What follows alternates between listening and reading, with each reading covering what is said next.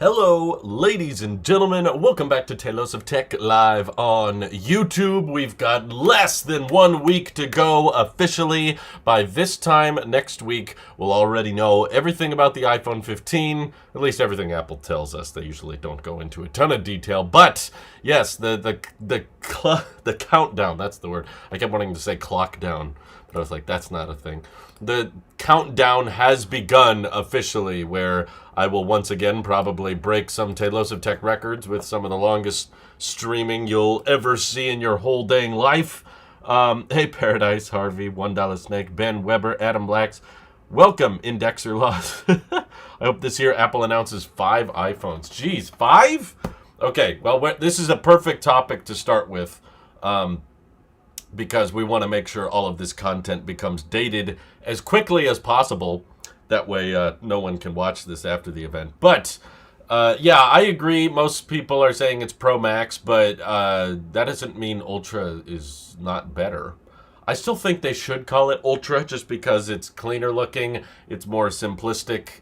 Saying Pro Max has always sounded embarrassing to me.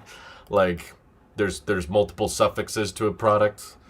You know, that gets old. But essentially, there was a report, which most people are saying is not going to end up being true. But I thought it was a fun story to talk about anyway, because you can kind of entertain the hypothetical.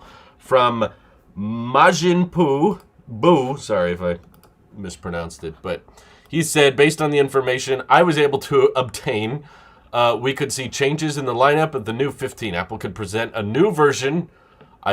This didn't sound believable to me at all, by the way.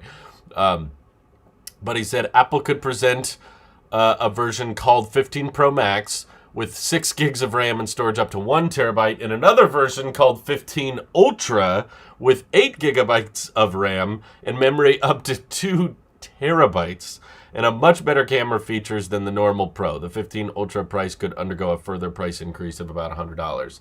So there was several reasons why I didn't believe this. For one, usually when it comes to form factor options, those things are pretty obvious from the get-go. Like, as someone who has followed, of course, anything could happen. You know, there's always the chance that Apple does something out of the ordinary. But I've been following iPhone leaks for the past 6, 7... No, actually, I was following iPhone leaks before I got into YouTube full time. So probably more like 9 or 10 years now. And typically, when we're this close to the event, the overall number of iPhones being launched and the sizes of those iPhones, we're usually pretty spot on by now. If it's like a year to go before the launch, there's still some room for Apple to change plans and adjust screen sizes and that kind of thing. But this year, I feel pretty confident that there will be 4 iPhone 15s, 2 smaller ones, 2 bigger ones, and I don't think there will be a 5th on the upper end just for that extra storage and RAM option, just because Apple, they don't even like talking about RAM. I can't remember a time during any iPhone event where they even mention RAM of any kind. They like talking about the chip. The A17 chip is really fast and really efficient, really capable, but I don't think they would actually go into the detail on this chip gets more RAM than this chip, even when there were financial advantages to doing so. Like, I remember when the 2018 iPad Pro came out, they done, once again, because it's an iPad or an iPhone, you know, they didn't say how much RAM is in the iPad, but we found out later that if you opted for the 1 terabyte iPad Pro, you got 6 gigs of RAM. And if you got a 512 or 256 or lower iPad Pro, you only got 4 gigs of RAM.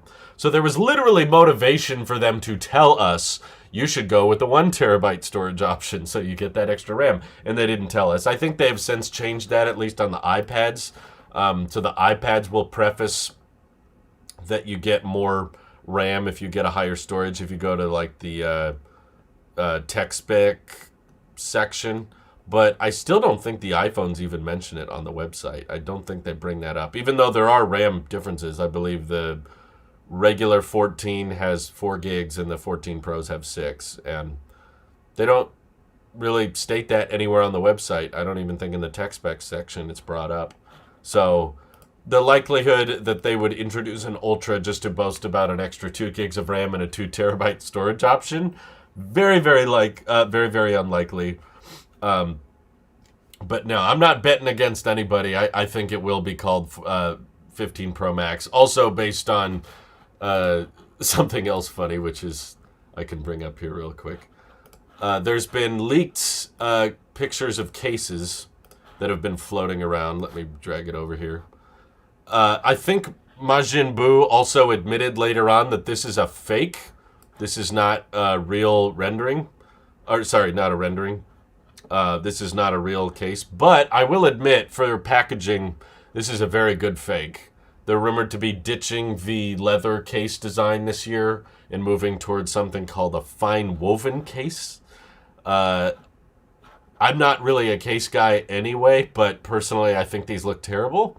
But I guess that's why he admitted later in a different tweet that these are not official, made by Apple, but that they are meant to emulate and be basically cheaper knockoffs of the Apple official case. But I bet they fit, even if they're a knockoff. And the truth is, these cases make the phones look so thick. I already don't like using cases partly because of that. Like, I don't like how thick my phones already feel very thick, honestly, these days. And then you put a case on top of it and makes it even worse. So in those leaked case pictures and stuff that people have seen, even if they're fake, my guess is that the people who are making these fake cases have inside sources or people very close to the factory that are pretty well aware of what the packaging is supposed to look like and what the dimensions are. And if they're already putting 15 Pro Max on their cases, I'll buy Max if it's not called Pro Max. I'm that confident. I'm confident too. I'm not betting against you. But yeah, I'd be very, very surprised if they end up calling it 15 Ultra this year. Can't wait for the fine woven watch bands. Ugh, that just sounds wrong. Nicholas says, love your honesty about Apple acknowledging when they do wrong, but does this mean you hold up to the Apple Sheep title that you say you are? I feel like the main reason in the old days when I started using that term Apple Sheep was like, okay, we complain about Apple. It's not like the sheep is admitting that everything they do is flawless. It's just that we don't really go outside of the ecosystem all that much. When I tell people that the 14 isn't worth it and you shouldn't buy the 14, I don't go then and recommend you an Android. I encourage people to stay within their ecosystems. So it's like, no, don't get a 15, don't get a 14, get a 13.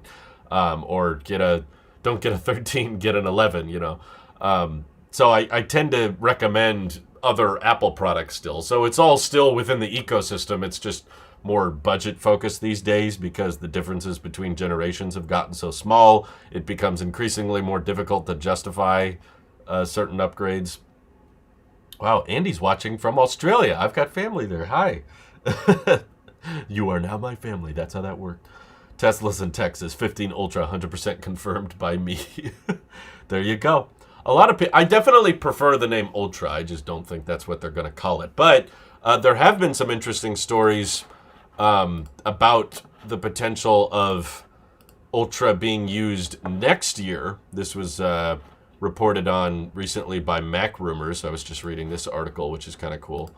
A future iPhone Ultra model could capture spatial photos and videos for a Vision Pro headset. So the source of this is not very solidified because, of course, it's referring to an iPhone that's probably not coming out for several years, or at least a year, obviously.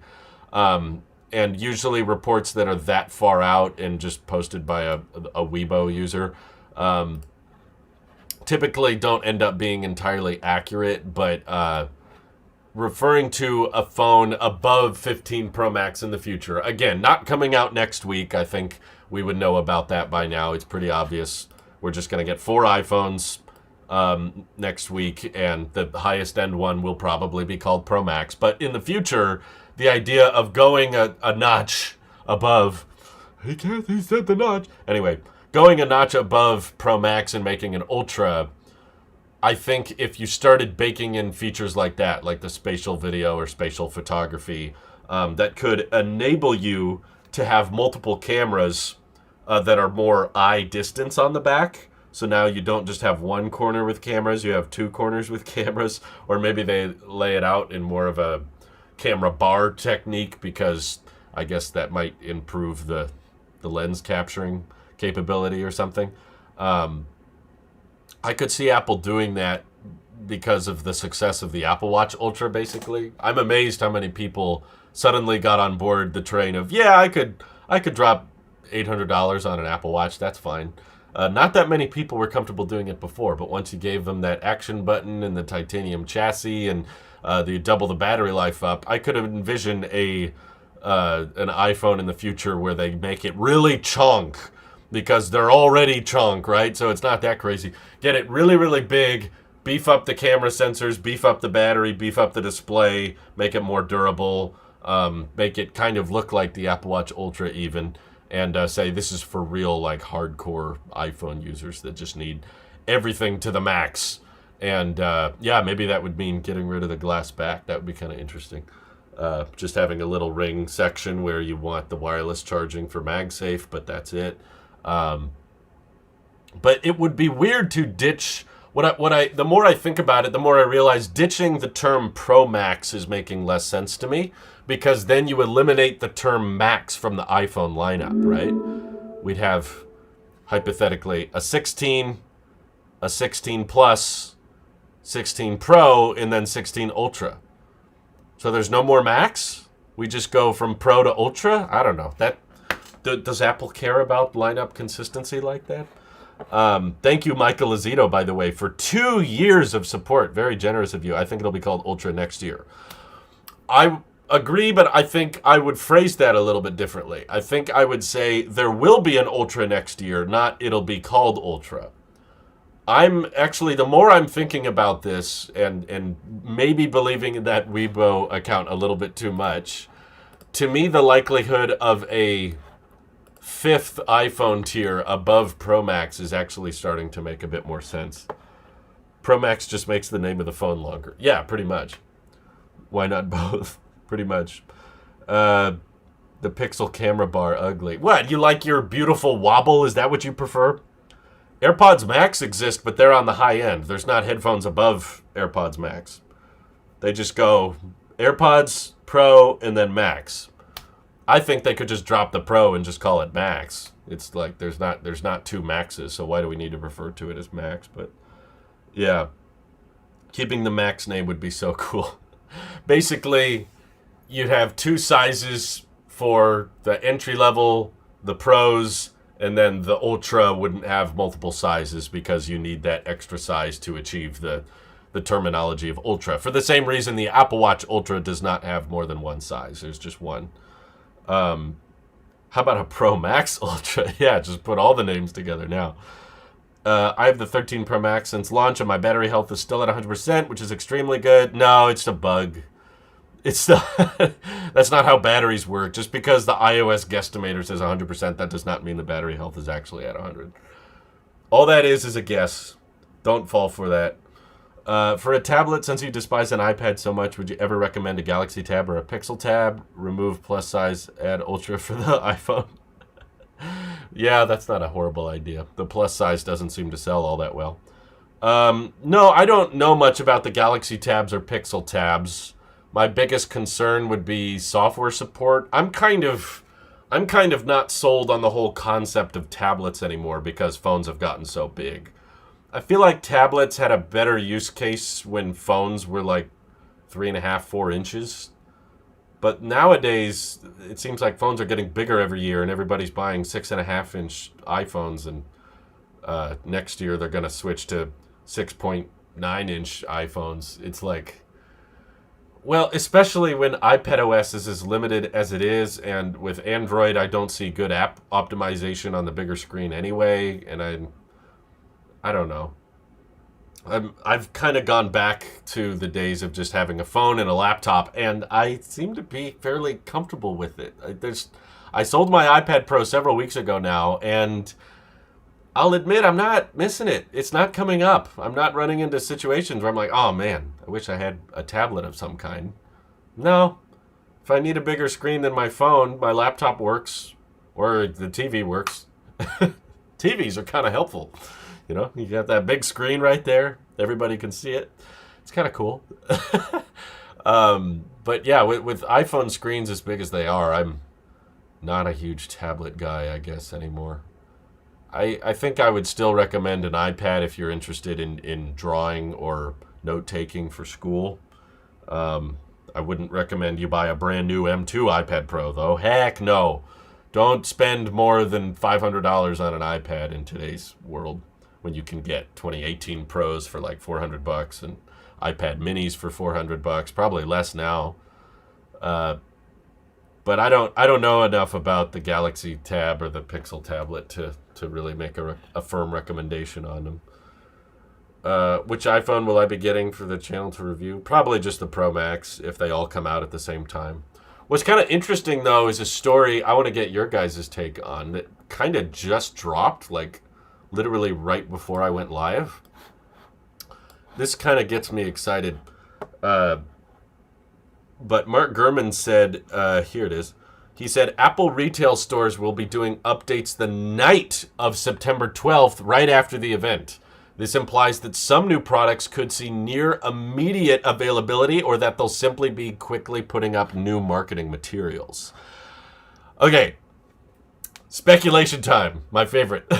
All Tailosive videos are really just speculation time. Maybe that's what I should rebrand my channel to. Anyway. So normally, just to refresh you guys, typically Apple has an event on the 12th. And then the pre-orders for all of the new hardware start the following Friday. It would not be that night. That's fast. That's really, really quick. The pre-orders would be at around 5 a.m. Pacific on that following Friday. And then the deliveries in the Apple Store wouldn't start updating anything until the following Friday after that. So it's like 10 days usually from here's the unveiling to here's first deliveries or in-store pickup options.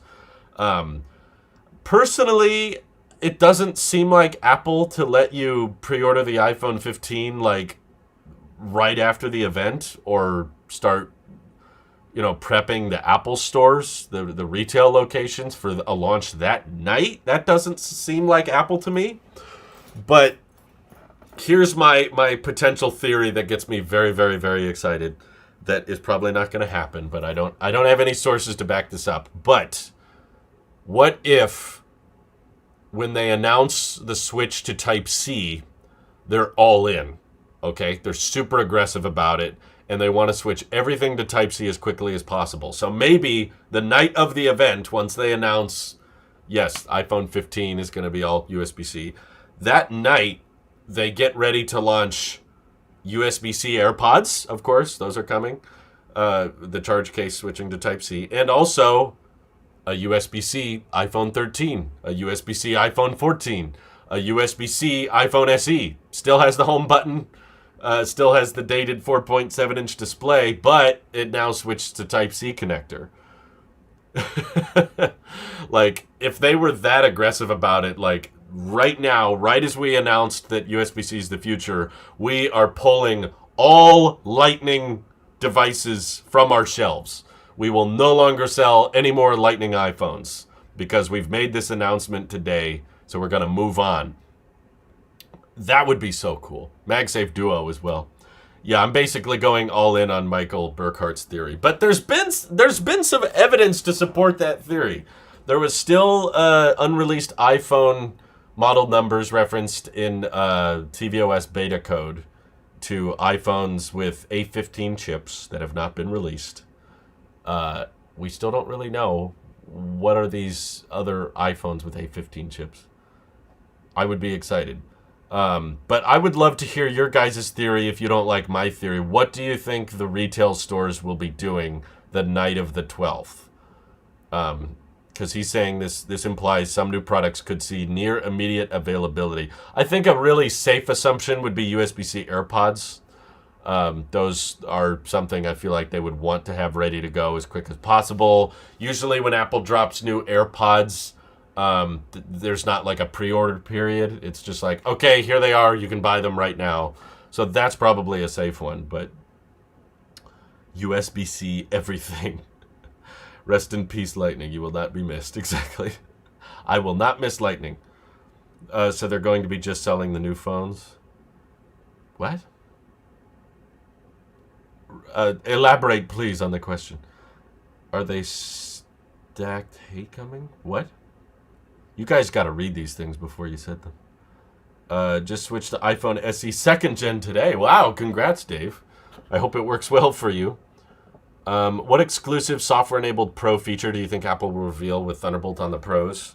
I know there's not a lot of evidence to support this theory, but I can't visualize anything else other than some kind of version of Apple Dex where they let the iPhone plug into an external monitor and give you maybe Mac OS. That would be perfect. That would be like ideal scenario, but I could also envision a scenario where it's just like windowed apps like Stage Manager on the iPad, where it's like it's still iOS, but it's just on a bigger screen. I could envision that. If I'll be very disappointed / confused if all they do is just here's Thunderbolt and that's faster now when you occasionally do data resets. I'd be like, that's it? You just put Thunderbolt on there for fun? Because man, I wish we could get our files working properly. But slight update. We recorded a tech podcast last Thursday. It's been almost a week now. But we've had some technical difficulties getting the footage sent around. It's making me completely rethink the way we do the podcast. It's very frustrating. But essentially, that's why I haven't been able to post it yet, is because I don't have all the footage. But Nick was on the podcast, by the way. And when Nick was on the podcast, he was the one who brought up something that I feel like more people should be bringing up, that I don't see brought up a lot in the tech community. So shout out to Nick for his great points. And also shout out to Nick for ruining the tech podcast, because we still don't have the show. I still need your footage, Nick. Or at least your audio. I'll take your audio at this point. But I'm waiting to hear back on Nick. It's not his full-time job. But anyway, Nick mentioned when we were talking on the subject of Thunderbolt on the iPhone that Thunderbolt has throughput way higher than the read and write speed of the NANDs in our iPhones and even our Macs. Oh, wow. I should catch up with this here. Connor Dunaway says, will Mac accessories switch immediately? That would be great. I would love that, Connor, but the only reason I think no is because I think they want to save that for a Mac event, and there will probably be a Mac, maybe not event, but at least a site refresh in October. So when the new M3 iMac drops, that's probably when they'll refresh the keyboard and mice, because you got to use those with the Mac. They come with the iMac. And thank you, Dan, for joining Tailosive Tech Plus. Appreciate that. So everybody asked us to have Nick back on the show, and we did, and then he ruined the show. It's funny how that worked. Okay. But he brought up very accurately that the read and write speed of the NANDs is basically limited to about, best case scenario, 5 to 6 gigabits per second, where Thunderbolt allows 40 gigabits per second. So if the reports are true that they are actually putting a Thunderbolt port on the iPhone, it would be incredibly stupid if it was just for data transferring. It would be overkill, basically. Anything the iPhone can read or write is going to be perfectly fine with just USB 3.1. Like, they don't need Thunderbolt unless they have some other plans in store to take advantage of that port. But I know another people's theory was with Thunderbolt, I pitched this as well. You could take an iPhone and let just the lenses and the camera be the camera, but then when you plug it into a Mac, the M1 or the M2 Ultra, whatever it is, the M series chip in the Mac could do the heavy lifting. That could do the computational photography. That can do the heavy processor writing. And the iPhone doesn't have to get so hot, and it could write all of that data straight onto the Mac instead of onto your iPhone storage. Some kind of continuity camera on steroids. I like that idea, but when I pitched that to Nick, he was like, okay, that's cool. They could do that, but you still don't need Thunderbolt for that because the read and write speed is going to be limited to, 5 to 6 gigabits per second, which you can achieve with USB 3.1 anyway. So if they're putting full-on Thunderbolt on this thing, it's an iPhone still, unless they have some crazy plan for the NANDs to be severely updated, which I doubt. Could Apple realistically put faster NANDs? I don't know enough about it to give a definitive answer, but I just think there has to be more than just data transfer. I think there has to... Apple rarely just improve something just for the sake of having a better spec. Like, they usually don't just... Well, the resolution is higher now. No, they call it Super Retina XDR. They don't just say, the contrast ratio has been increased and the pixel density is higher. They don't do that. They don't just say, a screen-to-body ratio has increased now that we removed the notch. No, they go, we introduced Dynamic Island, and we came up with a software feature that takes advantage of this new hardware implementation. Well, that's just what I said, Richard. What videography, photography features could truly take advantage of a Thunderbolt port? Because anything I could think of for photography or videography can be achieved without Thunderbolt. It could be achieved with USB 3.1 anyway. So my pitch to him that Nick also agreed with is some kind of external monitor support for the iPhone, which could easily translate into Apple DeX type. I don't think they would call it Apple DeX. That's a Samsung terminology. Apple wants improvements that lead to better experience, not just for spec sheets. Correct. Well, the other way I would phrase that, Ryan, is Apple likes features, not spec upgrades. I don't think they like just, okay, number now higher, haha, more megapixel. No, now we have Pro RAW. Now we have an extra 2x telephoto button. They like being able to list, here's what new iPhone can do. Old iPhone cannot do that thing. It's not like this iPhone has USB 2.1 and this one has USB 3.1. They don't like the specs against each other. So I don't think it's as simple as just Thunderbolt on iPhone now. Yay, okay, it's fat. No, it's like Thunderbolt enables blah, blah, blah. Whatever Apple calls it, I think it'll be some kind of DeX-like feature. Best case scenario, Mac OS. But I would also be excited/interested in a stage manager powered by your iPhone type thing, where you can just take your iPhone to a computer screen. Sorry, not a computer. Just a monitor at work or at home, and you just plug it into the monitor, and now you got like a desktop kind of experience. What about Apple modems over Qualcomm? Those have been delayed several times. Apple acquired Intel's modem business, which was known for not being very good, and it sounds like they are still not very good. No offense to any of you if you're watching this, Intel people. But, yeah, Apple switched to Qualcomm because Intel was doing such a bad job. But Apple also acquired the Intel modem business. But, it keeps getting pushed back. So I'm for better specs, but it has to be improving the product. Yeah, I'm agree with you, Ryan, and I think Apple feels the same way. Geez, that's unnecessary. Chris Norton super chatted and he said, have some cash. Why? You could keep that cash, Chris. But I appreciate that. Thank you very much. What happened to the 12-inch MacBook rumors? Well, the 12-inch MacBook rumors I don't think were imminent. They were always referencing 2024, 2025. So I think they're still in rumor territory.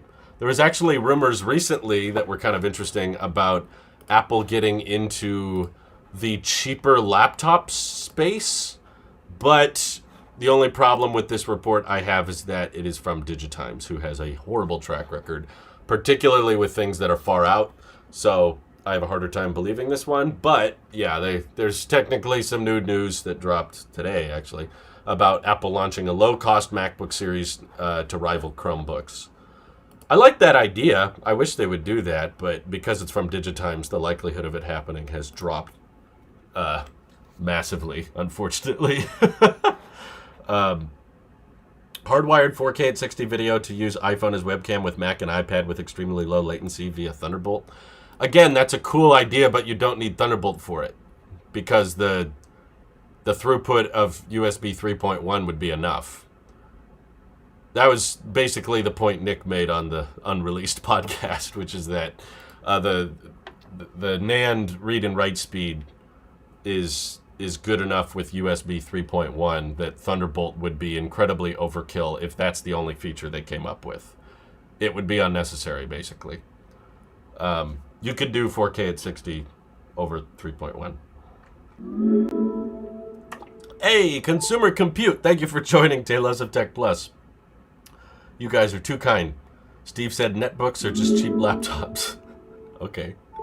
Didn't Steve just want one iPhone size too? Steve is gone. We don't have to do what Steve wanted. In fact, Steve asked us to not do what he wanted, which ironically means we are doing what he wanted. What? Thank you, Kirk Jones says more cash. Great discussion. Stop it with the unnecessary super chats. I will start muting if you guys keep doing that. It'll make me feel bad. That's what the channel memberships are for. Just use those. AJ says, how many times we get the OLED iPad rumors? Not enough, I guess, because we just got another wave of them, unfortunately. Everybody thinks, okay, we got a billion problems with the iPad, but OLED ain't one. And yet that's what it's going to get. I'm running a poll on this if you want to check out what's going on. I think this poll is ticking off a lot of people. But I asked, what does the iPad Pro need most? And at 60% in the poll, people are voting Mac OS. I think the people voting OLED don't actually want OLED. They just don't like the idea of Mac OS being on the iPad. I know a lot of people that are fundamentally against that. People like Capish, who is voting Mac OS is what iPad Pro needs the most. Let's tell him 60%.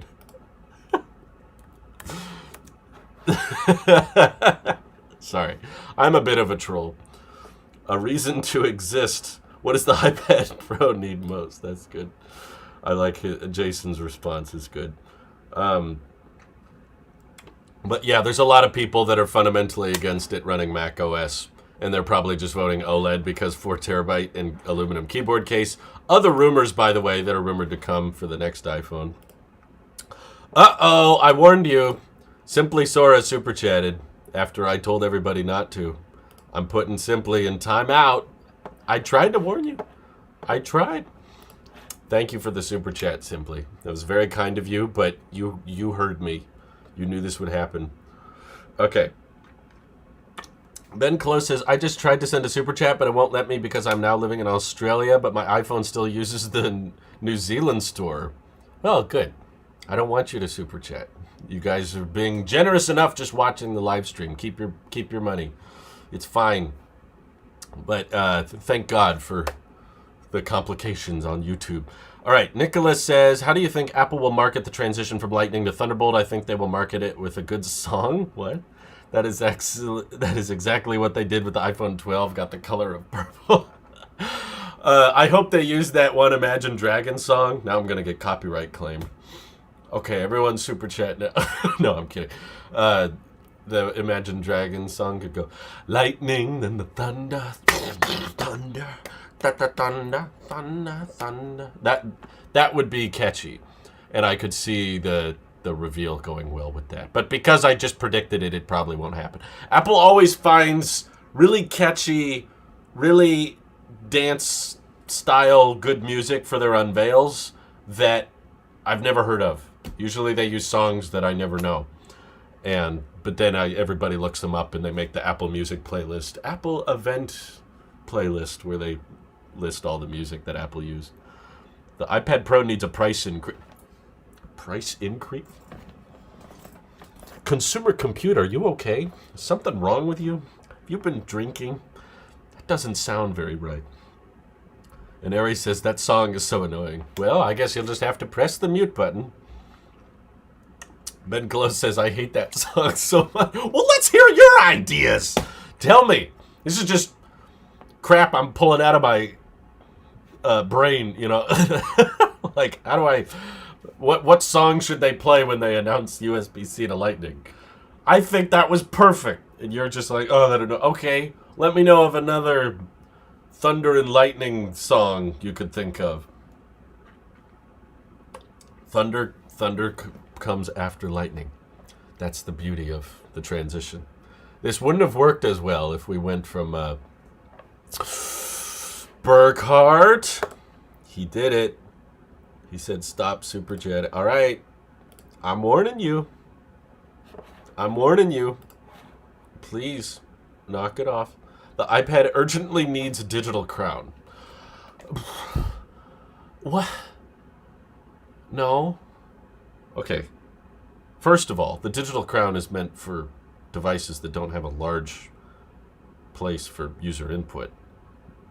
Thunderstruck by AC/DC, and you're complaining that my song was too old? Here you guys are reviving AC/DC. They should play All-Star by Smash Mouth. Well, they honestly should, just to pay homage to the lead singer. Rest in peace. He just passed away. But, I don't know. May not be the sharpest tool in the shed. The Candyman. Why you guys all... You guys are all saying my song's old and then suggesting, like, 50-year-old music. I tried to pay for an ordinary chat. Google does not want my money. That's fine. That's fine. You guys should keep your money. This doesn't need to become one of those expensive live streams. I love the old songs. I'm not speaking for this chat. Okay. Have Usain Bolt run on stage carrying the 15 Pro Max / Ultra? Okay. I like that idea. You should wait for the 17, but then the 18 will be almost out, so wait for the 19. Okay, that's fair. I like that plan. Oh, he's answering Splins TV's question, asking if he should wait for the 16. Yeah, wait for the 9. Actually, wait for the 20. The 20 will probably be really good. Let's see. Spent $150 super chat. I wanted to say that I want Apple to make a classic flip phone that basically has no smart features except iMessage and email plus Apple Watch support. You talk about no smart features, but also all these smart features. Just some of them. I think you don't need a flip phone, Ben. You just need a focus mode. There's a focus mode that will turn off all of that other stuff. That's the funny thing. I feel like everybody's like, I hate that smartphones do all these things. Okay, delete those apps. You can make an iPhone dumb. You just don't want the temptation. But that's more of a you problem. It's not an Apple problem. My wants for the new iPhone is fast charging and a better battery. I missed my 14 Pro Max and it didn't make it year due to battery issues. Jeez. Well, 14 series definitely felt like the phone to skip. Feels like everybody skipped the 14s. Have the Chevy Bolt drive the USB-C iPhone on stage? Yeah. Well, I mean, after GM announced they're getting rid of CarPlay, maybe their relationship won't be that good. Why does the host have red hair? I don't know. I didn't choose my body when I was born. Xavier Johnson says, why do iPhones degrade in software after a lot of updates? Me using the 10R still, after every update it gets worse and worse. Do you think Apple does it on purpose? No, I think that there's just a lot of different phones they have to optimize for. And as the phone gets older, it's harder to optimize the newer features for. I can't say there's any company I've heard of where they're immune to any kind of software bugs, but my 11 has been holding up great. It's probably just your phone is old. How many people are still using Android phones from 2018? It's not that common. You should consider yourself lucky you're still getting software support on your phone in 2018. But there is evidence that Apple slows down CPU performance to preserve battery health, but that is not the same thing as intentionally making the phone perform worse so that you want to buy a new one. If anything, I've heard a lot of people have way more software bugs on their newer iPhones than the older iPhones, which is kind of funny. Oh my God. Nicholas super chatted after I asked everybody to stop. Only reason I'm hesitant to put him in timeout is because he's one of our Tailosive Tech Ultra members. So I give him a pass.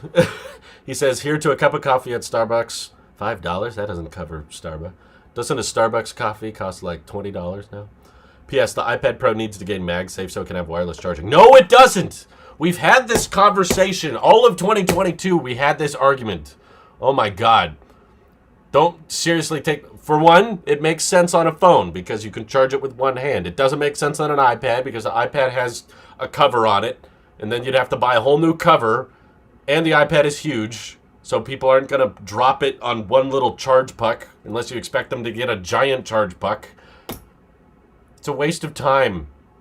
People aren't going to charge their iPad that way. It's not more convenient. Wireless charging makes more sense on smaller devices, not bigger devices. The bigger the device, the bigger the energy losses. What backpack do I use for tech? S. Jeremiah. It's some Swiss Army backpack. I've had it since school. I've had it since like middle school. But no, we do not need MagSafe on the iPad. And no, I don't mean MagSafe 3 either. MagSafe 3 is stupid. I don't even use that on my MacBook. That's why I switched to the darn Type-C charger on here. If you pay for Ultra, you get a pass. Isn't a good counter argument to stop super chatting. Yeah, it is, because you can't get Ultra anymore. So that's how I know I won't feel bad about it, because I took away the Ultra tier. I just felt too weird. Simply Sora, you are free. Everyone start... No, Burkhart. Let everyone keep their money. Why don't you like super chats if you get money from it? Because I have enough money. I just want to talk. And the super chats always make me feel bad, because people are sending money to get their message read. It's fine. I don't mind a couple super chats here and there, but usually I prefer it if they ask a question or something, and a lot of the time people just super chat for no reason, and then it makes me feel guilty. And I wish there was a refund button, but there isn't. At your rate, a possible iPhone 13 mini with USB-C could very well be the last iPhone you buy new and actually keep. I don't know if I would buy it new, to be honest. Maybe. But I'm kind of trying to discourage that if at all possible. I think that waiting a few months and waiting until you can buy it used or refurbished or secondhand is a better idea. But yeah, a USB-C 13 mini, I agree. That would probably be my last iPhone for a very, very long time, if they end up making it, but I don't think they will. The 12 mini didn't stick around, so I don't think the 13 mini will. I hope they do, just for the sake of a lot of people still love the mini iPhone, so it would be great if they reduced the price on it again. I think it would be $499. Oh my God. Could you imagine if they dropped the price to $499 for a 13 mini new? Imagine what the secondhand market would be like. You'd probably find them for $399. Oh, yeah. I really, really hope they do that. Am I hyped for the new iPhone or indifferent? I'm curious. I don't know if hyped is the right word. I've just been doing this for too long that I can't get particularly excited anymore, but that doesn't mean I'm not interested. It's kind of like watching a game show to me. Like, you want to know who wins. It's not like you're going to be extremely surprised. You know, people who watch Survivor, there's been like 40 seasons of Survivor. Nothing can really surprise you that much, but you still want to know, like, okay, what's going to happen? It's the same thing with Apple. It's like, how are they going to market this? What rumors are going to end up being correct and what rumors aren't correct? How is Apple going to pitch the whole transition? I'm curious, but it's not like they're not releasing anything I'm genuinely planning on buying right away or anything. Like, there's nothing I'm really like, oh, I need to get that. Like, I'm happy with what I have and I'm content with what I have, but I still follow Apple and I like knowing what they're doing, and I'm curious because I'm interested in how tech companies price things, and I'm interested in what features they decide to include and not include and that kind of thing. But thank you, Carson, for the super chat. What Air Force One action do you think we see, if any? Honestly, Craig typically doesn't show up very much during the iPhone events. I hate to remind you of that. But he's more of the software guy. So I think he would probably only show up if there's some really big new iPhone software feature. Like if they do the external monitor type thing with the iPhone. Like you can plug it into a big screen and run Stage Manager on it or macOS on it. If they do that, Craig would probably be the one to demo it, but I don't know. I remembered in previous iPhone keynotes, Craig often doesn't show up at all. Sometimes he's not there whatsoever, which probably just decreased the excitement level for a lot of you guys, didn't you? Ben says there will be a new maroon-colored iPhone. They will use Taylor Swift's song Maroon for marketing.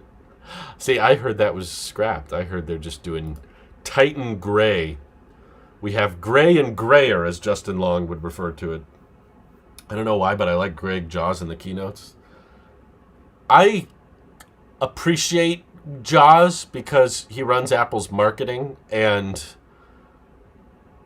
he does a great job. Like, I think Apple has the best marketing team in the world. However, I think a lot of Apple's dumbest decisions that we don't like, things like the pricing, things like the complications in the lineup, I think a lot of that comes down to Jaws. Like, there was this interview with, what was it, John Gruber, Blazing Fireball. And they're talking to John Turnus and Greg Joswiak about the Macs that they've introduced at DubDub. And they were like, so you got 2 sizes now for the MacBook Air. I mean, 3 sizes. And then you've got the 14-inch and 16-inch MacBook Pros, which are great. But then you've also got this Touch Bar MacBook that is still sticking around in the lineup. Why do you guys still offer the Touch Bar MacBook? And John Turnus's reaction was immediately to just turn and look at Jaws. And he looks at the guy in charge of the Mac. All of the Mac. He's the head of the Mac development team. All of the hardware. And John's response to that question is to look directly at the chief of marketing. Like, you better take that one. Which in my head was explanation that the reason they keep the Touch Bar Mac is simply because it sells well, not because it really makes sense in the lineup. It is kind of dated and it is very inconsistent with the rest of the design language, but a lot of people run out and buy something called a MacBook Pro that aren't actually pros, that don't actually need pro displays, pro ports, or any of that. All they really want is just something that says pro because that makes them feel like they're a professional, but they don't have $2,000. So I basically feel like the Touch Bar MacBook Pro sells well because it's the MacBook Pro for people that think they are pros that are not. Like, they need the Pro, but they don't really need the Pro because the truth is the MacBook Air is pretty much better in every way, and the chip is not that much. Turnus was like, it's not my fault, essentially. And there's all kinds of Joswiak dodging questions and stuff. They were like, why don't you have a calculator on the iPad? And his response was, there's a lot of great third-party calculator apps on the App Store. And I was like, also, may I remind you, this is the bigger pet peeve. Jaws was the one speaking against the switch to USB-C because of e-waste, which was like, yeah, right. It was like a big, like, we don't want a government to tell us how to design a port because that's going to create a lot of e-waste. And it's like, okay, first of all, Apple, you get rid of ports all the time, which, for the sake of switching to a new standard that you say, this standard is therefore better. You didn't claim the whole e-waste argument when you ditched USB-A or when you ditched 30-pin, although the exact same argument could have been made. If the argument is just we don't want to switch the port because then old cables won't work anymore, okay, why'd you get rid of the headphone jack then? Well, we included adapter. Okay, then include an adapter for Type-C. It's not that hard. So I just thought his arguments were very, very weak. And he's basically just like, a lot of the decisions we don't like at Apple are probably made by him. I also think Greg has a large effect. I don't think it's solely his decision, but I think he has a large effect on the pricing of Apple's products. So anything that seems too expensive, AirPods Max, iPad 10, this year's 15 Pro Max, whatever it is at Apple that you think is too expensive, the Mac Pro, it's probably got something to do with Jaws. And here's how we price it.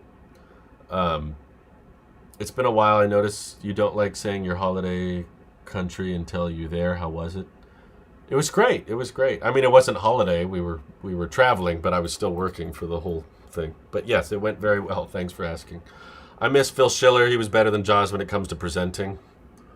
I don't know. I always thought Phil was very nervous on stage. He got better over time, but I remember watching the events when he first showed up. Oh my God, he was a nervous wreck. I just felt bad for him the whole time. He was stumbling and he was sweating and he was stuttering, and over time he improved. But I think Jaws is a little bit more confident, but it comes across as a little bit more cocky. I do miss Phil because I kind of miss that innocence. Like, I kind of miss having a guy that was nervous to talk on stage over having a guy that's overly confident on stage. But to me, Jaws is the super typical Apple guy that thinks whatever decision they make is perfect and any other way is wrong. Yeah, I don't get that vibe as much from John Turnus. John Turnus just feels like a very wise... I also just think he's cool. He seems to look cool. He had no problem cursing on stage when they unveiled the iMac Pro. And he's done an amazing job with the Mac. Like, the Mac has basically never been better than it is right now, and that's pretty much all from his leadership. He's been at Apple for a while, and then he's been around since the whole transition to Apple Silicon. That was kind of all him. And the new MacBook Pros, which we love with the mini LED and the legacy ports and all that. That's all under his leadership, and I think he's done a good job. Let's see. Phil also have Steve breathing down his neck. That's true. Steve Jobs would probably yell at people who messed up on stage. Let's see. It sounds like we may be getting USB-C on the new iPhones, but probably only on the 5th. No, SkyDriver, stop trying to live in denial. They're switching to Type-C on everything. Get over it. Let's see. Do I think the M3 MacBooks will get OLED if it's rumored for the next iPad? I don't think they're ready yet. I guess it depends on when they release them. There's still some reports claiming that there will be an M3 MacBook Air by the end of this year.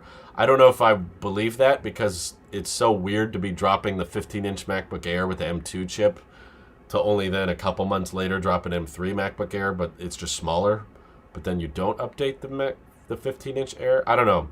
I have a hard time believing it, but if there is a MacBook Air being released by the end of this year, I don't think it'll have OLED.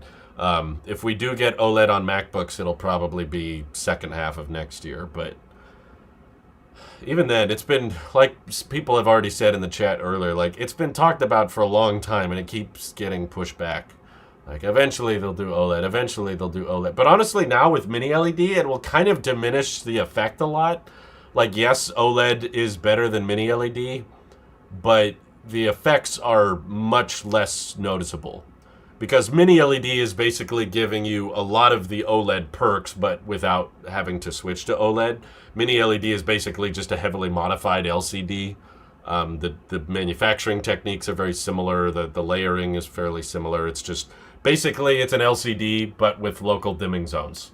So instead of having just one big panel that brightens the whole display, there's a bunch of tiny little lights that can individually enhance certain parts of the display, which allow the display to go more dark and more bright, increases the contrast ratio, improves the colors.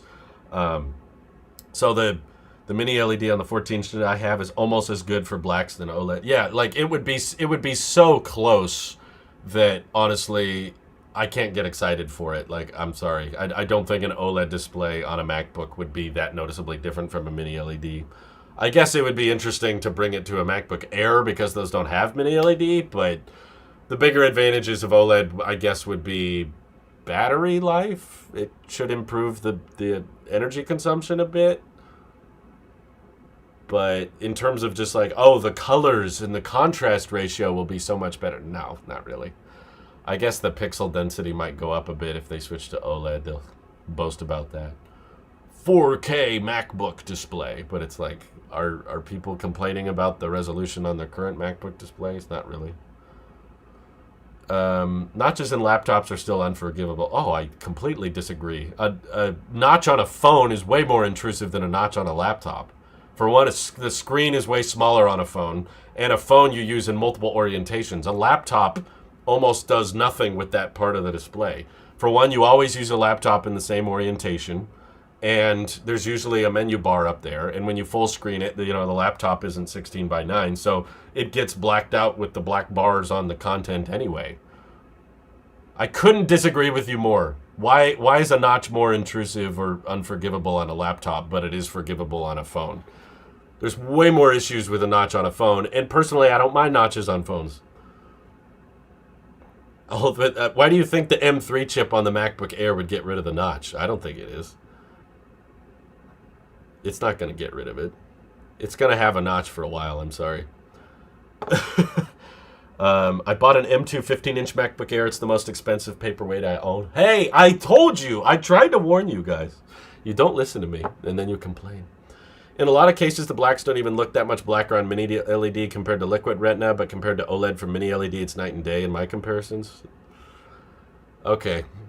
You keep telling yourself that. Sorry.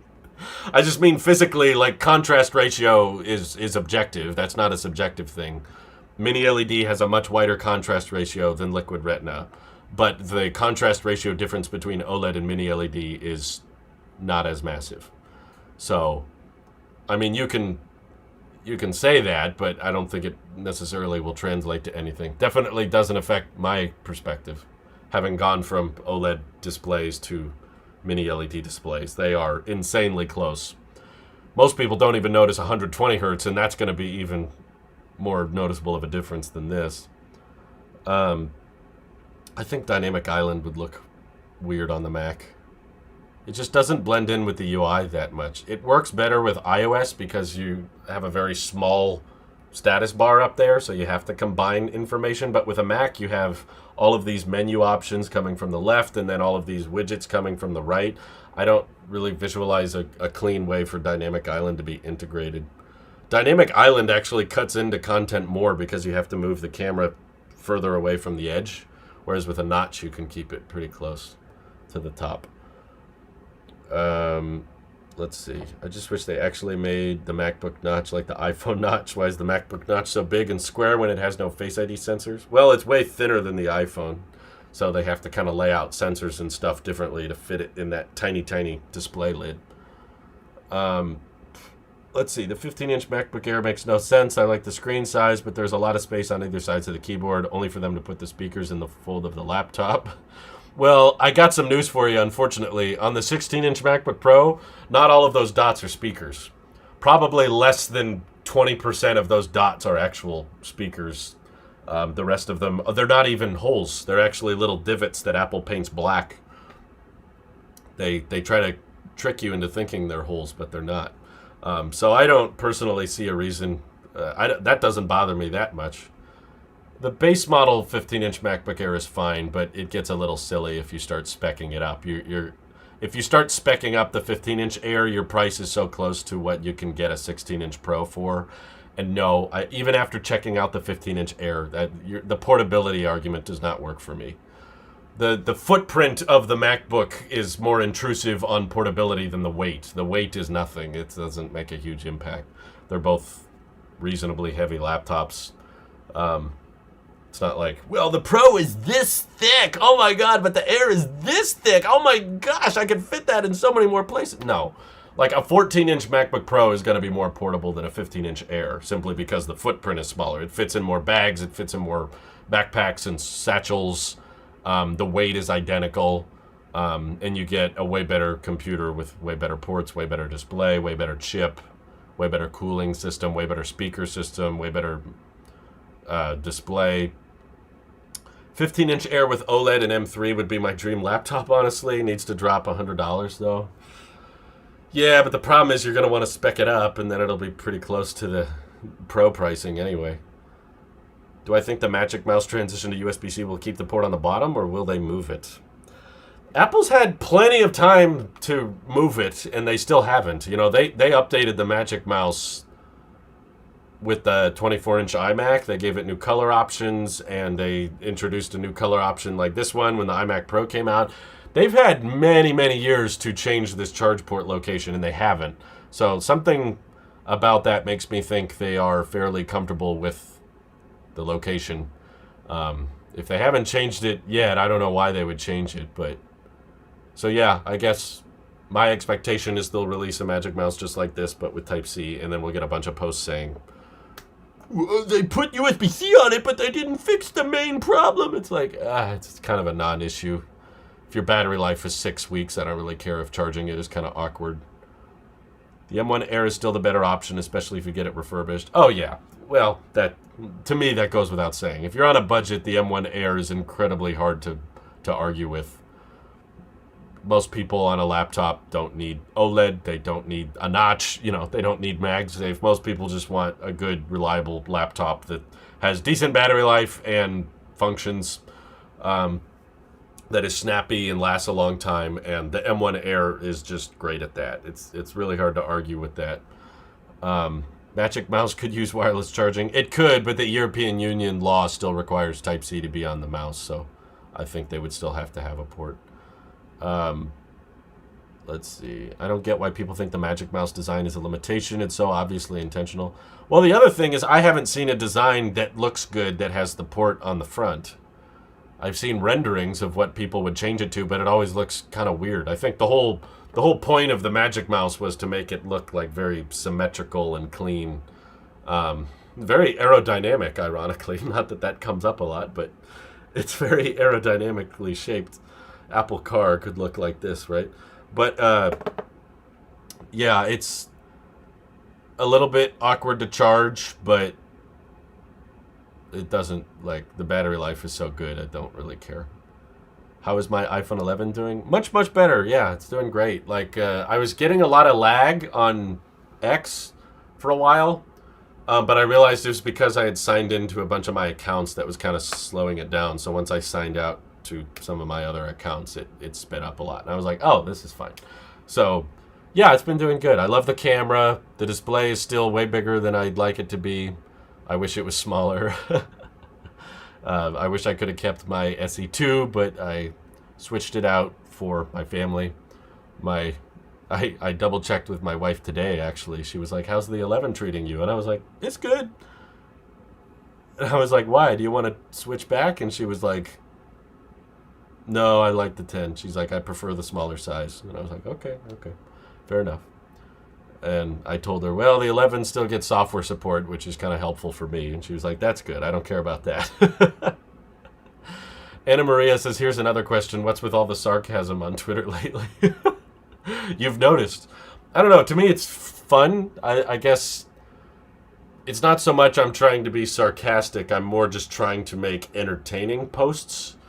I'm trying to kind of figure out how to make posts that are more funny and engaging and kind of get people laughing or talking. And the sarcasm is a good way to make jokes. I like sarcastic posts too. They kind of make me laugh.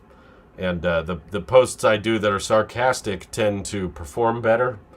But I still have to question myself too with I don't want to be clickbaiting, because I know there's probably a lot of YouTube channels that do stuff like that where they're just like, well, I'm going to put this in the thumbnail as a joke, but they still reap the benefits of that joke.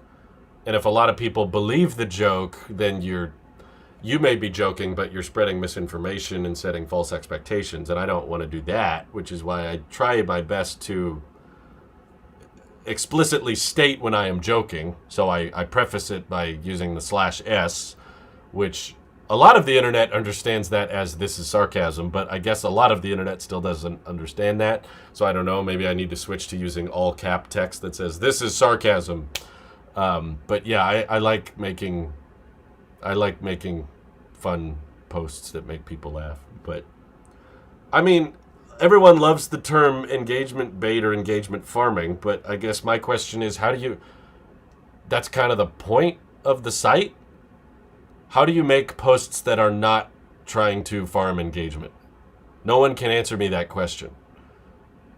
Because every kind of post I make, people are like, oh, he's engagement farming. And I'm like, okay, is that wrong? I could get behind it if it was there's a fundamental difference between you make a post and that's it, you're just scrolling and you read the text. But on YouTube, there's clickbait, where you make a thumbnail and a title that says one thing, but then the video is something else. Yeah, I guess Tech Twitter doesn't like jokes. Well, I don't know. Some of my jokes they've really gotten a kick out of. They've also seemed to have liked poetry. I've done a few poems on Twitter that did really well. I'm like, okay, look at that. I'm a poet and I didn't know it because I'm getting paid for this now, which means officially I'm writing. It does sound like a Minecraft feature. That's true, man. It's like I'm writing poems and getting paid for it. I didn't realize that was going to happen in my life. Is this the Apple Watch Ultra killer? You know, that kind of thing. Is this the iPad killer? Everybody loves using those terms. Never seen the /S thing. This was a first for me. See, I had seen that a lot, so I assumed most people understood that. But yeah, I guess Burkhardt says the key difference with engagement farming is when you're explicitly asking a question, otherwise making a statement that gets people to reply. I guess the reason I have a problem with people labeling all content is that it's a social media platform. It's being used as intended if you ask a question in the post. Like, I guess maybe I don't take issue with the term engagement farming then, because to me, I don't know how else you're supposed to use the site. If I'm going on a platform to share thoughts and opinions, and I'm hoping for other people to also share their thoughts and opinions on that subject, oftentimes we make a post so that we can gauge everyone else's opinion and perspective. It's fairly common for us to ask a question. I don't think questions should all be written off as, oh, well, they're engagement farming. That means all they want is money. They're just trying to get attention. It's like, no, they're just using the site properly. So I take issue with how often people do that, where they're just like, oh, that's bait, that's farming, and it's like, okay, but it's a little bit, the term is overused. I get what everyone else thinks, but I take more issue with those people. Like, what am I supposed to do? You want me to just post thoughts and pictures that have nothing engaging? You should post more boring stuff, Drew. Why don't you post things I don't care about more?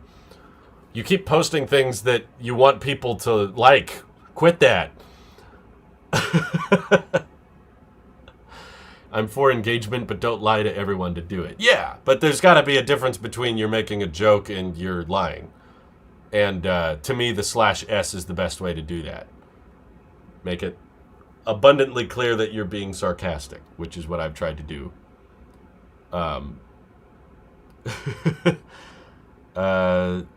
Let's see.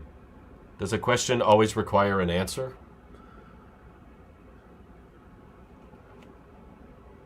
Did you really pick up a 14 Pro Max, or was that a joke? No, that was a joke. I put /S in the post. I thought that was going to be a good opportunity for everybody to learn. Okay, /S. But yeah, that was kind of the point, I guess. But it wasn't clicking in a lot of people's minds. A clickbait a little more than I'd like, but their comparisons are really good. Yeah, that's what I'm afraid of, is everybody online just kind of starting to normalize the concept of everybody clickbaits. Well, you got to do it. You just have to do it because everybody else does it, so that means I got to do it too. That's a very dangerous, slippery slope, in my opinion. It's a shame. It's a shame I'm not willing to compromise on the clickbait, because I could probably make way more money and my channel would grow way faster and I would probably have videos perform way better, because in the back of my head I'm like, oh man, I could clickbait so well. I would be so good at it, but I don't like it. I'm already taking issue with the sarcastic posts. Like, they're funny, like they make me laugh, and I'm trying to make posts that people get a kick out of, but they still sometimes make me think, okay, well, when I see things like that in the chat, when people are like, oh, did you actually buy one? When I see Wes's comments, I'm like, okay, well, now I'm deceiving people, so it makes me not want to do it. But I didn't really think of it as the same thing as clickbait,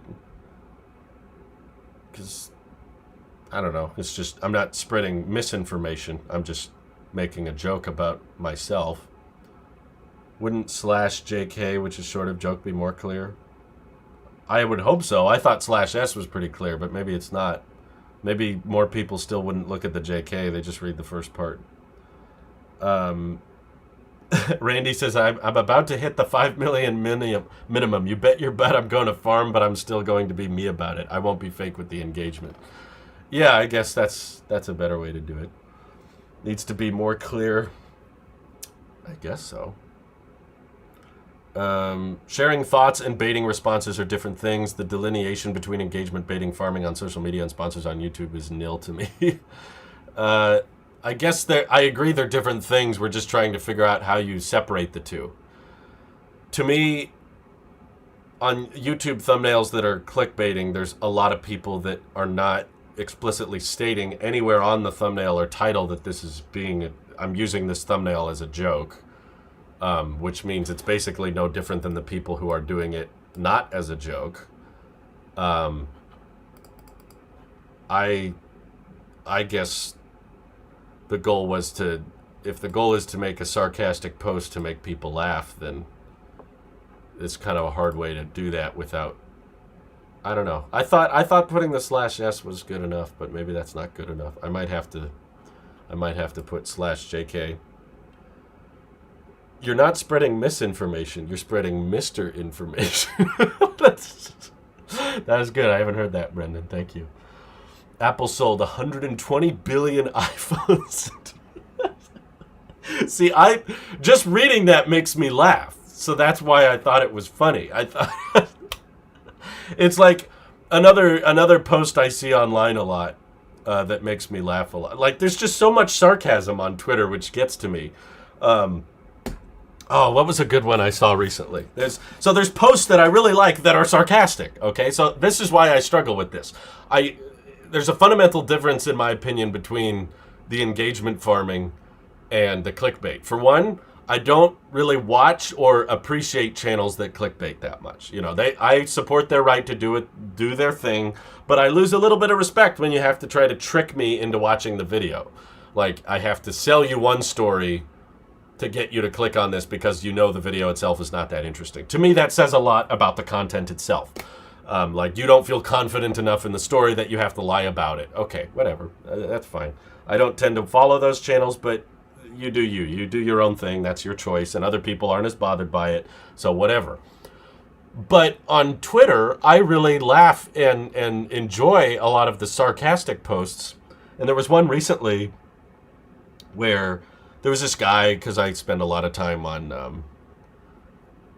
yeah, that's true, James said. Clickbait. Channels that give you secrets promised in the thumbnail that never mention things in the thumbnail. Yeah, I don't think that's the same on X. But there was a guy that rents his Tesla out on Turo. Randy's a big fan of Turo. I don't know if you knew this.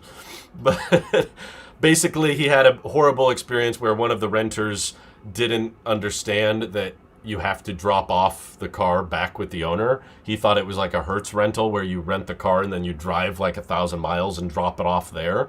And there were all these mileage limits and rules on the rentals that this renter was disobeying, where he smoked drugs in the car. He drove it over the speed limit. He disabled the speed limit. I forget the details, but he disabled it somehow. And he left it hundreds of miles away from the owner and left that guy stranded. And the guy was complaining about on Twitter, like, look at all the terrible things this guy did. And then he leaves like this really poorly done review where he said, the owner was complaining to me the whole time that I wasn't allowed to smoke in the car. I felt harassed. I felt victimized. You know, they were trying to play the victim so they wouldn't get in trouble. So the owner of the car didn't do anything wrong. But the renter left this horrible review, and he posted that horrible review, and then all the replies on the post were like, well, you sound like a horrible renter, so I'm never renting a car from you. You're not going to let me smoke in the car? You're not going to let me drive it 1,000 miles away? Like, everyone was playing off of it like the guy that was clearly in the wrong was actually in the right. It was sarcasm. It was a joke. But it was so obviously a joke that everybody was getting a lot of likes and replies. So similarly, I was like, obviously it would be. It's another one that makes me laugh a lot on Twitter that I get sometimes. People will post horrible math out there that doesn't make any sense, where they're like, Elon Musk has $100 billion in his bank account. That's enough money to give every American $50,000. Like it doesn't make any sense, but people post it, and it makes the poster, it makes the person who posts the content look really stupid, I guess, and it just a large number of people on Twitter seem to not get sarcasm. I guess I need to think about the ethics of that. I need to think about, okay, are we profiting off of people who don't understand sarcastic humor? Because that is a thing, and there are a lot of people that don't get that. So, or should I not be sarcastic because that is taking advantage of those people, I guess, or potentially misinforming those people? That's a decent question to be had, I guess, whether or not sarcasm is allowed. Let's see. Do I think Apple will come with an iPad next week? I haven't heard of any that are ready. I don't think we'll get iPads, but let's see. Eli's lost so bad he left me with no choice. Nicholas says, when you rebrand the channel, if your wife Louise is interested, maybe she should come on as a co-host. She did great when she covered for you when you were sick right before. Oh, trust me, I invite her on as much as I can. What Burkhart just said literally made me laugh out loud. Like I couldn't contain myself. He said Elon Musk spent $44 billion on Twitter when he could have given everyone on the planet $5 billion and still have $4 billion left. Like, it's just wrong, but it's so way off that, like, you're pretending you're stupid. And I guess that makes me laugh, which is why I do posts like that. Like, people were like, if you had your social security number in dollars, how much money would you have? Like, I see posts like that, and they crack me up. Like, what's your wacky Fortnite number? Just look at the 16 digits on your mom's credit card and put the 3 digits on the back. Those make me laugh. That cracks me up. But I guess there's some people that genuinely fall for it, I suppose. A lot of folks are just financially illiterate. I suppose that confuses them, but I'm trying to be funny, I guess, and maybe that's wrong. Shouldn't be funny. Have I seen the BlackBerry movie? No, but I saw a trailer for it and it looked interesting. I want to watch it now. What is it on? I forget. But no, I've offered to answer Nicholas's question earlier. I've offered my wife to come on the channel many times. Usually I ask if she wants to join, but she doesn't love being on camera, and I hate to break it to you, but the truth is she just doesn't really care about most of this stuff. This doesn't really pertain to her. She doesn't have very firm opinions on it. I would love to do a video called my wife's iPhone 10 review in 2023. That video would probably perform really well because people love hearing about the wife. People love to see the wife and get her thoughts and things. But every time I ask her, I'm like, what do you think? How's your phone? She's like, it's fine. And that's it. There's not, she can't go on and on about this stuff like I do. She doesn't understand how I go on and on. That's usually what I hear most of the time is like, she's like, I don't get what you guys are talking about for hours and hours. You're in there talking. What are you saying? What do you guys discuss? Like, she doesn't, just doesn't, she's an everyday person. My wife she's not a freak like us that gets really into tech and talks about all these things. So, yes, I've invited her to come on. I've asked her many times, would you like to join me on stream? Do you want to join me in a video? Would you like to just do a video yourself? And she's not into it. That's not her really enjoyment thing. She agreed to come on for the Tesla review, but even that was kind of a stretch. She needed some prep for it, and she wanted me to have the questions ready, and she wanted to write out her answers. She's not very like, just hop on stream, hop on camera, and just start talking. She needs it to be structured. She needs to have a plan. And she doesn't do the like freestyle type of content like I do. I have a list of every number from 000 to 999. If you DM me your social security number, I can remove it from the list. Oh, that's really smart. I didn't think of that. I'm not pretending I have an IQ deficiency. Interesting. I've never taken an IQ test, by the way. I bet I wouldn't score very well, to be honest. It drives my wife crazy how the 13 and 14 have no real differences. It drives me crazy, Wes. She's not alone. I encouraged her to make a video about that and just vent. Yeah, no, seriously. I think a lot of these people would do great on YouTube if they just... Honestly, a lot of YouTube just comes down to knowing how to articulate what you're feeling. Maybe I underestimate how valuable that is of a skill, because I don't personally think I work very hard. I don't think I'm that great of a tech channel, and I don't think my videos are not that high quality. The editing is very basic. There's usually mistakes. My thumbnails are okay. Like, when I compare my channel to other channels out there, so many other channels, even channels with less subscribers than me, have amazing cinematography, great editing, great audio, great video, and are way more in depth, and they go into far more detail and comparisons and get into the nitty-gritty specs that I don't. I don't really get what I offer, other than, I guess, I can articulate how I feel on things, and I guess other people tend to agree with me sometimes. Knowing how to articulate how you feel, that's a communication skill. I guess so. And that's all it is, because most of during the summer, most of my videos were shot on an iPhone SE2. All my content was shot on a $100 phone. And the videos did okay. Like, they didn't perform much worse than when I shoot on my Blackmagic camera. In fact, some of them perform better.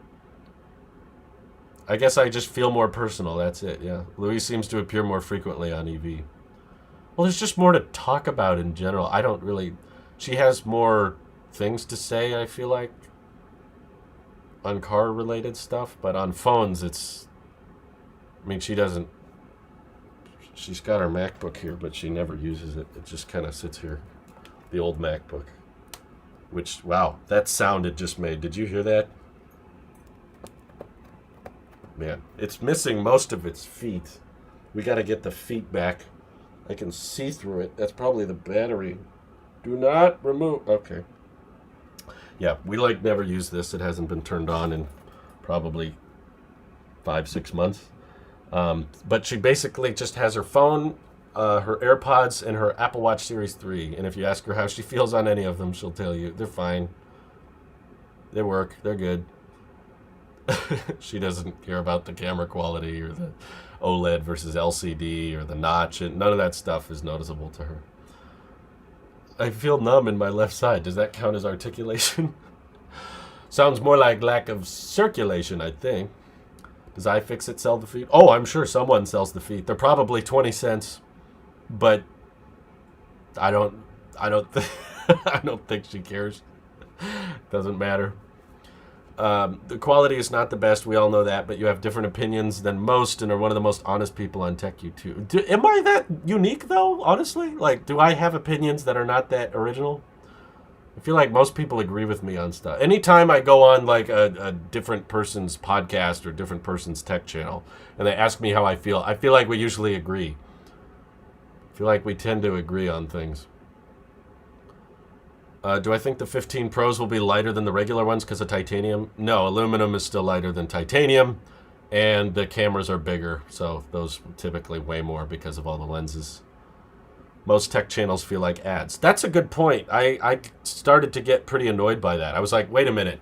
So on Tech YouTube, we're all supposed to just buy the best cameras, buy the best lighting, buy the nicest cinematography so that we can make it look like it's a commercial? I thought we all hated commercials. Like, after a while, I started watching some channels that were so... I mean, it's amazing. Don't get me wrong. It's like top-notch. In my opinion, Marquez's videos are better produced than most Google commercials. I was like, Marquez should just be making the ads for the Pixel. Like... Or Nikias, who just showed up. Hi! Good to see you again. He is so good at marketing. He just launched a new kernel app, which is fun. But also I've seen him work with. He did. I've known you for a while. You did the watch dots, and then you did the. What was it? The wrist cam, the camera for the Apple Watch, and then you did the rebrand as like the lemon guy. Just all of his cinematography and the marketing. It's all just so amazing. I could never come close to it, but kind of what Nikias has done for it has made the most sense. That knowledge is best used as marketing material. But if you're trying to do a tech review and people just feel like they're watching an ad, it kind of loses a lot of that character. Is it good enough upgrade to the 15 series for my 11 Pro? No, you should wait for the 20. The 20 will be way better. See, that's sarcasm. I don't know. That answer always comes down to how is your current phone? I don't think people ask that enough. You're always so focused on is the new phone good enough? You should be asking, is there something wrong with my current phone? That question answers a lot more than whatever the 15 has. Why Mike said iMac is beautiful, so I'm going to be removing him as a moderator. The iMac is disgusting, so I will not be allowing that kind of spam right now. Do I think the 15 price increase is fake? There's nothing rumored that would warrant a price increase. What are you talking about, Alex? What's wrong with you? Okay, first of all, the switch to titanium. Second of all, inflation. Third, the periscope lens. The switch to Thunderbolt. We've never had a high-powered, faster charging port on the iPhone before. It's always been Lightning from the beginning. But yeah, titanium alone is a huge price increase from the use of steel, relatively. I know it's all relatively small individually, but yeah, the Apple Watches that are made of titanium cost way more than the Apple Watches not made of titanium. I like the Lamau. I will not take any iMac is beautiful messages in here. Speaking of someone good at cinematography showing up in the chat. I know, like I could never make a video. Honestly, that's part of the reason I don't try very hard to make. Yeah, we should try to catch up soon, I know. I don't want to compete with you guys with the cinematography and the lenses and the lighting, because I just know whatever I try is not going to look as good as the stuff Nikias puts out, or Marquez, or Mr. Who's the Boss, or any of those guys. It's like, it's not even going to be close, so why bother? Even if I spent a bunch of money and tried to rival them, it still wouldn't look as good. So I'm just going to save my money and look worse because I'll have the same outcome either way. But yeah, the price hikes make a ton of sense to me. I'm honestly shocked most of the world did get a price hike with the 14 Pros, which in your head was unjustified, right? Because what could they have that would justify a price hike? What did the 14 Pro have that justified a price hike? Most of the world got a price hike. Oh my God, Walter White's in the chat. He's from Albuquerque, New Mexico. You don't have to compete for cinematography. I love what you do. Your opinions are always so interesting. Thank you. Well, I'm glad I got something. I can't have your looks, Nikias, and I can't have your cinematography, so I have opinions. I guess the good thing about opinions is you can't be wrong about them. So I'll never be wrong as long as I just stick to my opinions. But thank you, Nikias. That was nice of you to say. Apple switching to titanium on iPhones would drive titanium prices up so much. Not investment advice. Ooh, so are you saying I should buy investment in titanium companies? Okay. I'm going to buy it right now and blame you if the stock drops 0.1%. I went to school with cinematography folks at SIU, and they put in so much work. This was before Final Cut really took off. Now tools have got so affordable. Yeah, but they're still, they're not cheap. But yeah, they've gotten a lot more affordable, that's for sure. If they gave every single model 120 hertz and 256 gigs by default, the $100 price increase would be not only justified but fair. Well, the good news is the Pros are rumored to go up in price and also get 256 by default, whereas the regular iPhones are not getting 120 hertz, but they're also not rumored to get a price increase. with how poorly the 14 Plus sold, I don't think the 15 Plus is going to go up in price. I'll be genuinely surprised if the 15 and 15 Plus cost more than what they cost. They're already pretty bad. Some opinions are wrong, like your iMac opinion. No, that's what makes it my opinion. An opinion can't be wrong. Unless it's that Lightning is a good port or that the iMac is beautiful. That's wrong, but we're in my house now. Okay,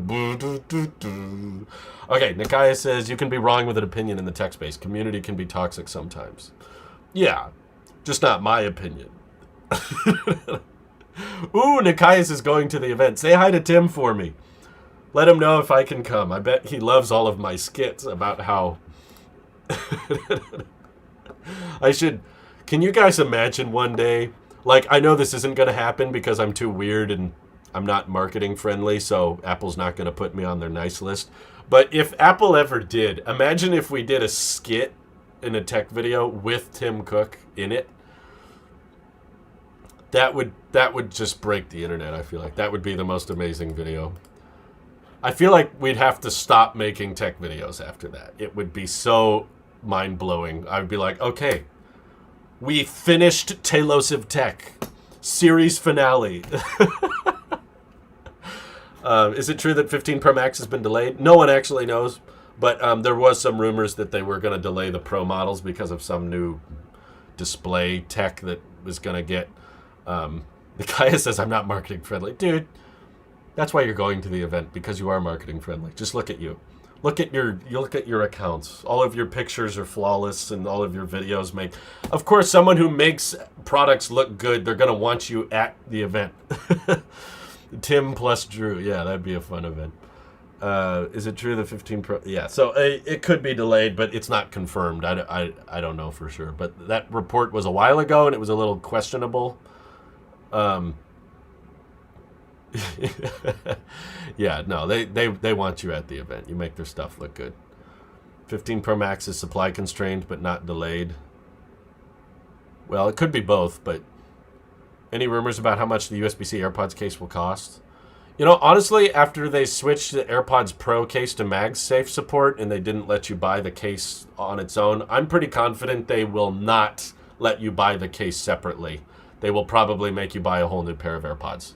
So, yeah, the price is rumored to be $250. You can just take out the new AirPods and throw them away and just keep the case. There you go. Come with a free pair of pods. Is there a difference between the Pro and the Ultra Pro Max this year, according to rumors? Well, yeah. I mean, the Pro and Pro Max, one is bigger, one has better battery life. Also, the Pro Max should have a periscope lens, and the regular Pro will not. The Pro Max, those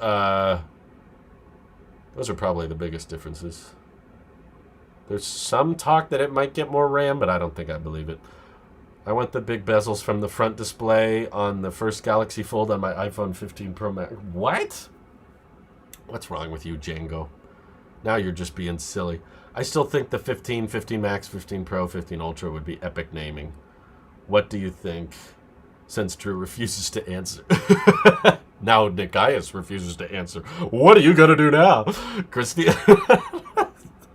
Typical money grab by Apple. He's going to bed. Goodbye, Nikias. Thanks for tuning in.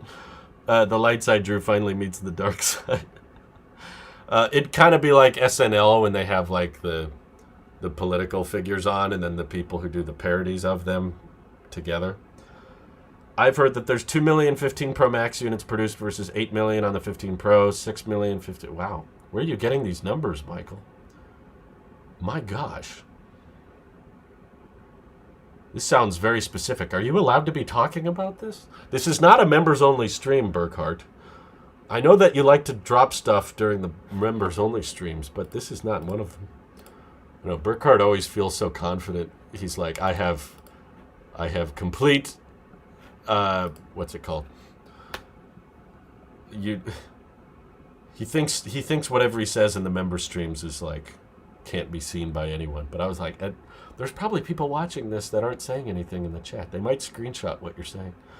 Here in the Netherlands, the 15 Pro Max is going to cost 1,500 or 1,600 euros because Europe has to pay 21% more than the US. Sheesh!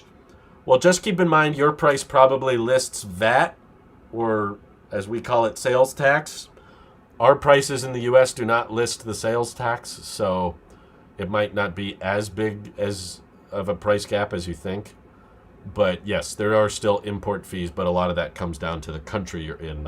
It's not Apple just wanting to punish people. It is Apple pricing accordingly based on the import fees. What's a periscope lens going to do? Basically, it lets you zoom further. It's like a lens that goes in sideways to the phone instead of normal, so that it can reflect off of a mirror, and that way it's longer, and when the lenses are assorted in a longer configuration, they can zoom further. So you'll get a better zoom. It's a long way of saying the telephoto is better. It's okay to share. If I weren't, then I would share it here. Okay, that's good. Wow. Burkhardt, it made me nervous because he had all these very specific numbers, like getting down to the exact quantities of each model. iPad Pro with white bezels running Android would be the tablet of the century. Nicholas, are you just trying to tick me off? It lets you spot pirate ships. Yeah. Yeah, periscope lens. You know, you're swimming underwater and then the little thing comes out of the water and looks around. Yeah. Here in Italy, same price as Holland. Tax are included, not like the U.S. prices. Yeah, I mean, the real price with sales tax, this will be a fun exercise for everybody. Just for all of our non-U.S. people here, let's make a little reminder. So let's say, for the sake of the example, I want 14 Pro. Let's just round up and say it's $1,000 for your 14 Pro. Okay, well, where I live, sales tax is 7.25%. So I times 1,000 by 1.0725. I have the number pad and I don't even use it. All right, equal that. That's what it actually costs. You're not going to get an iPhone for less than that. And then sometimes they add recycle fees on top of that. So when an iPhone says $999 in the US, that's what it actually costs. And that's before, you buy accessories or you spec up the storage. So some people are going to say, oh, okay, I'll buy the $12.99 iPhone. Okay, let's add sales tax to that. It actually ends up costing you $1,400. So there's quite a bit of taxes that go on. I know it's still technically cheaper than overseas, but whoa, the minimalist digitalist has shown up. Wow, that's your first time in the stream? Cool. Okay. Will be interesting to see what they bring to the camera sensor for the 15 Pros. I think what's rumored is the ultra-wide will get a 48 megapixel sensor, so now it's not just exclusive to the main sensor.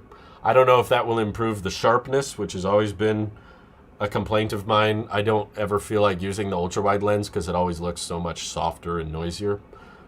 Hopefully the bigger sensor helps with that, but it might just be a fundamental limitation.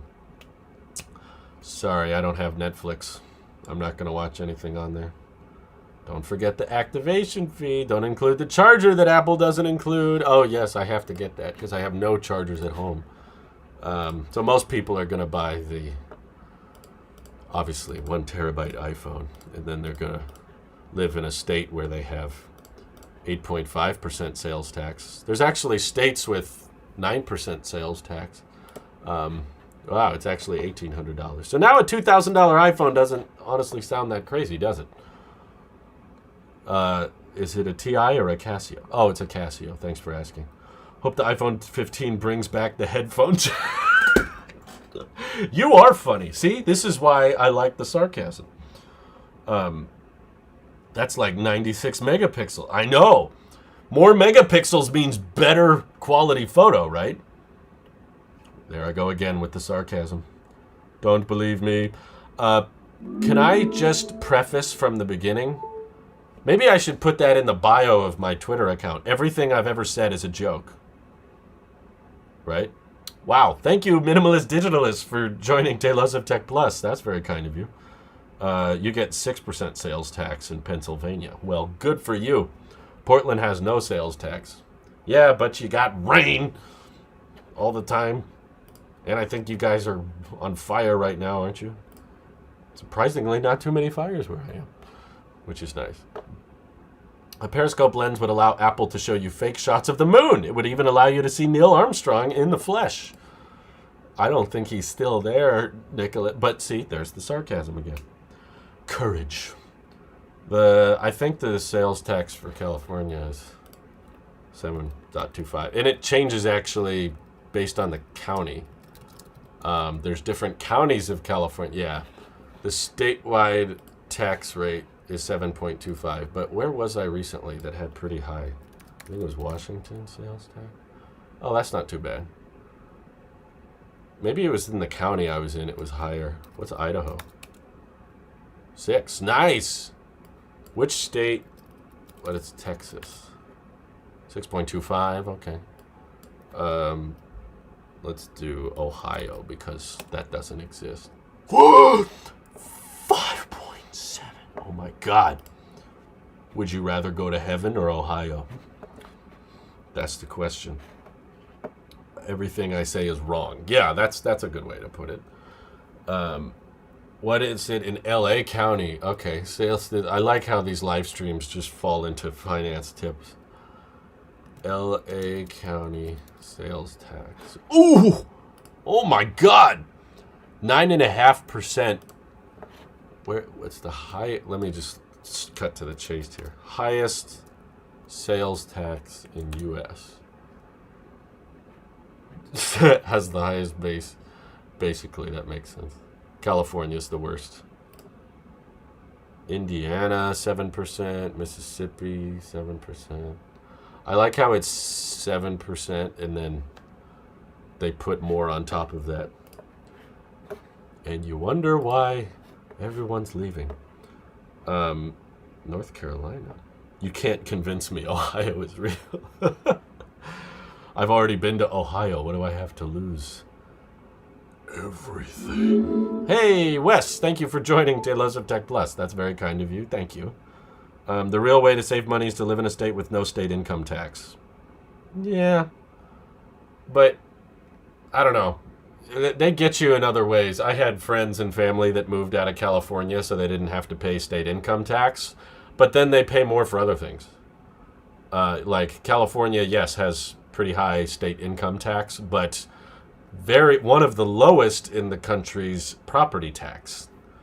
Like a lot of people, let me show you an example while we're on this subject.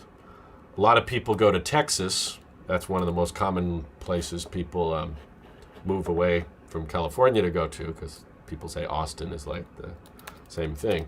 But they go to Texas, and the property tax, not state property tax. I mean the normal federal property tax. 7th highest in the U.S. as the average property tax rate is 1.6%. The national average is 0.99%.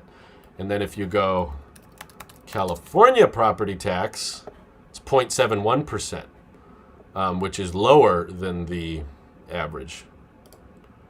The problem is a lot of the property in California costs a lot more. But if you live outside of the major cities like I do, and you live in a very rural, affordable area, then you get the low tax rate and the low real estate. So that kind of makes it a lot more digestible.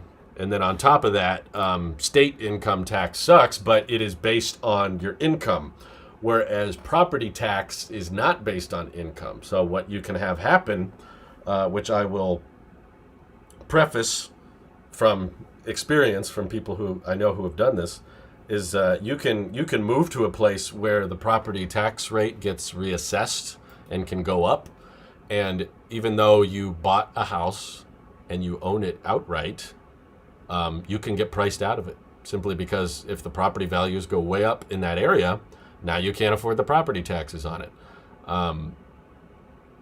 regardless of your income. Whereas if you live in a state where the income tax sucks, but you make less in the future, then you'll owe less.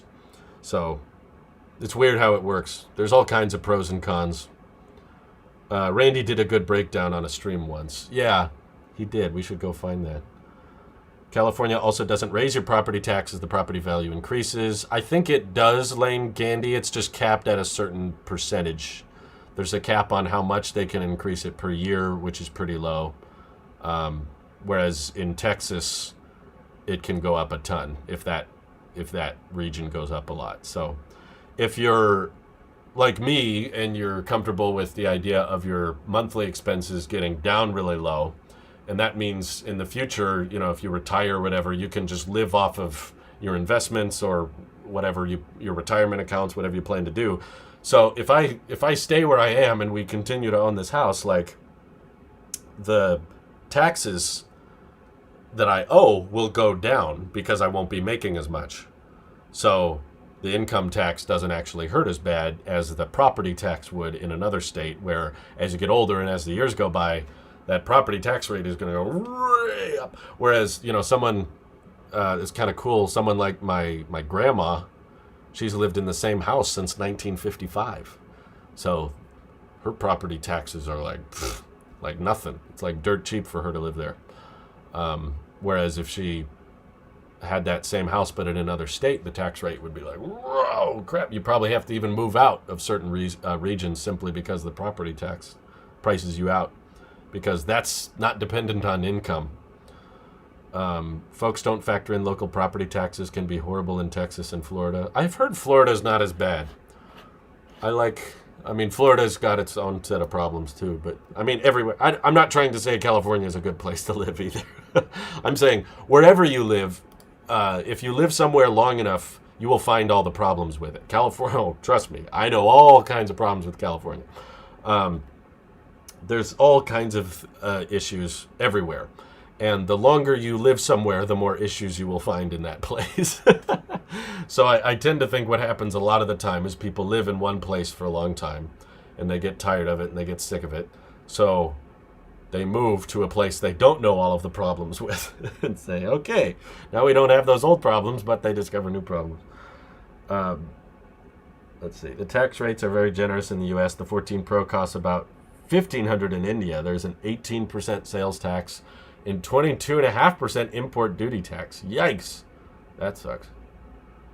Ryan says, our state income tax is 5%. Not bad, but property tax is what kills us here. When I do my taxes every year, the state income tax, I tend to feel like people make that out to be a bigger deal than it is. It's really not that much. The federal tax, which applies everywhere, is usually what takes the biggest chunk. California's, it's something. It would be nice if it wasn't there, but it's not that big a deal. I just like that the state income tax would go down if you make less, unlike property tax, which doesn't care how much you make. That in the UK is 20% on most goods. Some things like children's car seats and home energy is 5%, and most food and children's clothes are 0%. That's what I mean. Like, everybody, they get their money one way or the other. Yes, the UK probably has way better healthcare system than we do, but you're paying for it through the VAT and the taxes. So the places with socialized medicine tend to have higher tax rates. So sure, I'm paying more for healthcare, but I'm paying less in taxes. So whatever, just live near people you love and care about. I think that's what I've learned. Not to invest in governments or policies. Don't buy into rules. Don't buy into promises from companies or governments. Or I live here because this company said this. Or I live here because this government is doing this. I moved away from there because I don't like the governor there, but the governor here makes more sense. It's all screwed up. Just live near the people you care about. That's what lasts. That's what I won't regret doing, is living near family. Ryan says, a lot of my family's in Florida, and this last few months is the first they've really talked about getting out. Seems like I've talked to anybody everywhere wants to leave wherever they are. I don't like it here. I want to get out. Grass isn't greener on the other side. Pretty much. Yeah, Norway has a 25% tax on everything. You can't even get McDonald's taxless. Well, we pay tax on McDonald's too, but it's not 25%. California doesn't tax groceries. When I lived in Tennessee, groceries were taxed the same as everything. Oh yeah, I forgot about that. I take that for granted. I used to work at a mandarin ranch, and we'd sell these big bags of mandarins, and I noticed that when people were coming in, they would just The bag of mandarins was like $10, and they would just hand the boss, my boss, he would just hand them a 10. That was it. And I was like, is there no sales tax? Can they just do that? Or is this like off the record under the table? And he was like, no, it's citrus. He was like, groceries aren't taxed. So we can do that. You can, the farmer who's selling his fruit is allowed to just say it's $10. They give you $10 and that's it. Not taxed, which is kind of cool. I do think there's problems with every state. Every location has its own set of drawbacks and pluses. But I tend to think California gets beat on a lot, probably just because there's a lot of people that live here and it's easy to complain. It's a lot harder to come up with things you're grateful for. But yes, there's a lot of things to complain about, but simultaneously I feel like there's a lot of perks of living in California. I like being somewhat close to a lot of things. I can drive to the snow and the ocean within a day. I can also drive to Hollywood in a day. I can drive to the Bay Area. I could drive to Apple's headquarters within hours, to Tesla's headquarters, or the Fremont factory, I should say. And I can also drive to Portland in a day, and I can drive to my parents' place in a day out of state. And there's just a lot of cool things you can see without having to fly. That's probably why Californians are more into cars. Michael says, I'd be in favor of a federal sales tax replacing income tax. Buying things will be far more expensive, but it'll encourage people to be smarter with their money. Yeah, I like that idea. I like the idea of taxing spending, not... Like, you should try to incentivize people to save their money, basically. Which, if you don't... Basically, it means if you don't spend very much, then you won't be taxed very much, which I think is a decent compromise. Because rich people tend to spend more, right? They buy more things, or they buy nicer things, or they buy things more frequently, or they spend more money just in general. There's more money being moved around by the rich, which means the rich would pay higher tax. Whereas if you're not spending too much, you don't have to pay as much. The only downside of that is I think it could potentially punish people on budgets, because there's a lot of people that hardly pay any income tax if they're under a certain income threshold. But if you start moving those taxes onto their spending, then now they're going to get priced out. That would kind of suck for them. Maybe there's a way around that, but people don't think realistically and come up with solutions to problems because that takes effort. Yeah.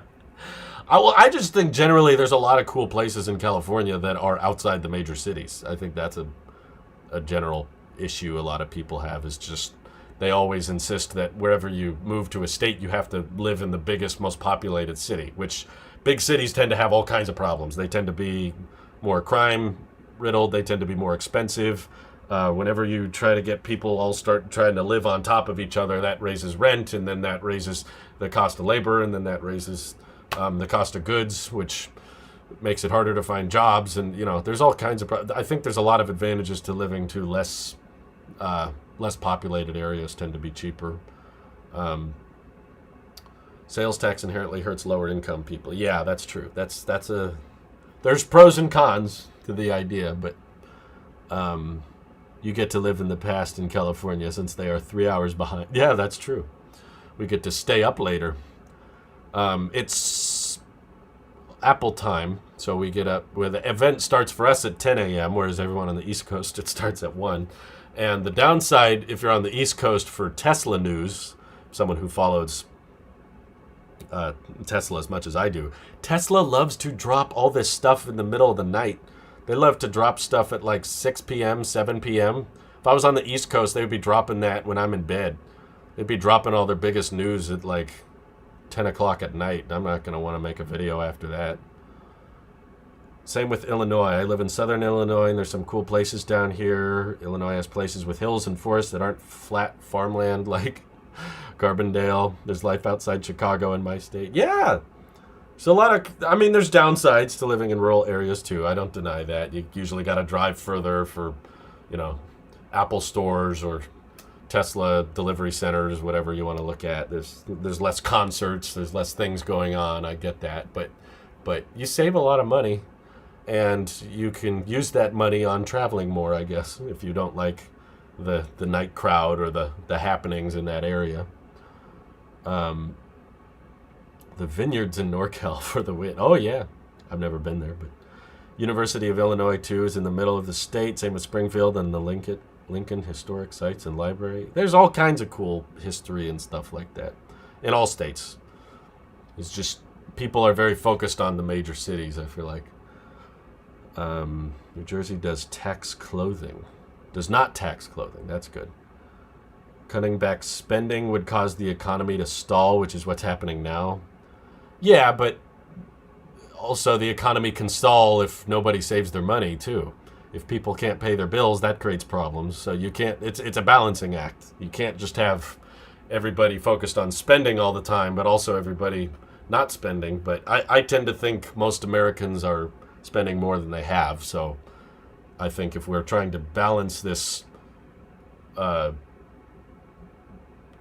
economy, we need to focus on getting people less in debt and less spending. But I guess that makes everyone paranoid that the economy will fall back. How come Xbox games do have a fair price? I don't know. That's a great question. But if I don't answer your question, it's not because I'm trying to ignore you, Beauty. It's just because I may not have a good answer for you. But no, Xbox games don't have the same import fees as iPhones. Economy has to cut back spending to stop inflation. Yeah, that seems reasonable. There's actually a very good episode of South Park that covers the economy and not spending. I believe there is. But yeah, this is fun tech talk, isn't it? What's the consensus? It should be Ultra, but they're going to call it Pro Max, it appears. The vote is not in favor of Pro Max, though. It seems like most people voted Ultra. Without spending, there's no income. Without income, there's no spending. Yeah, but we're not saying there shouldn't be any spending. We're just saying there should be less of it because most people are in debt. I don't think that system is going to work forever, right? Everybody just gets more and more in debt. 2008 is what happens when everybody spends too much.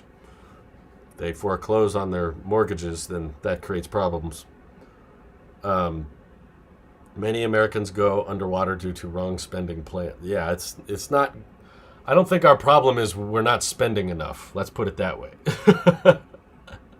I could argue about credit cards all day. I'm not saying credit cards are inherently bad. I'm just saying people aren't using them wisely. There's good debt and there's bad debt. And there's a lot of, unfortunately in America, there's a lot of people with bad debt. How much money have we spent on defense that went into a black hole? Oh yeah, defense is a huge one. But in general, just everything the government does tends to be way too expensive. They spent way too much money. I mean, I see it in education all the time, too. Poor allocation of resources. It's not that education's not important. It's just that money is all going to the wrong things. Yeah, I agree with you, Ryan. We could do the same thing. Well, honestly, it's political, but I think we spend too much money on the military, and we probably have too much of an emphasis on being present in countries we shouldn't be present in. I do finance tips on the Tailosive Life channel. I don't need to do a whole finance channel. If you travel at least once a year, getting into points best credit cards is far more worth it, but Amex is overrated. Ooh, wow, that's a hot take. How much money have I spent on Apple products? I think we did a stream where we calculated it once. I think it was about $32,000. That's counting like my first iPod Nano all the way up till now. I think it ends up being around 32 grand. We will have the Great Economic Depression all over again. Just be prepared because we are currently in our roaring 20s. Yeah, I mean, we had a recession kind of already. Plastic money is a gateway drug towards constant debt. It can be, but it doesn't have to be. I think credit cards are more... They can be misused, but honestly, in my opinion, it's a much better lesson to be learned on how to spend and what not to do so that you get the right perks and the right credits and the right points and rewards. But also see, okay, I have a credit line, I can spend more, but I'm not going to. It's like it's a good exercise in self-control.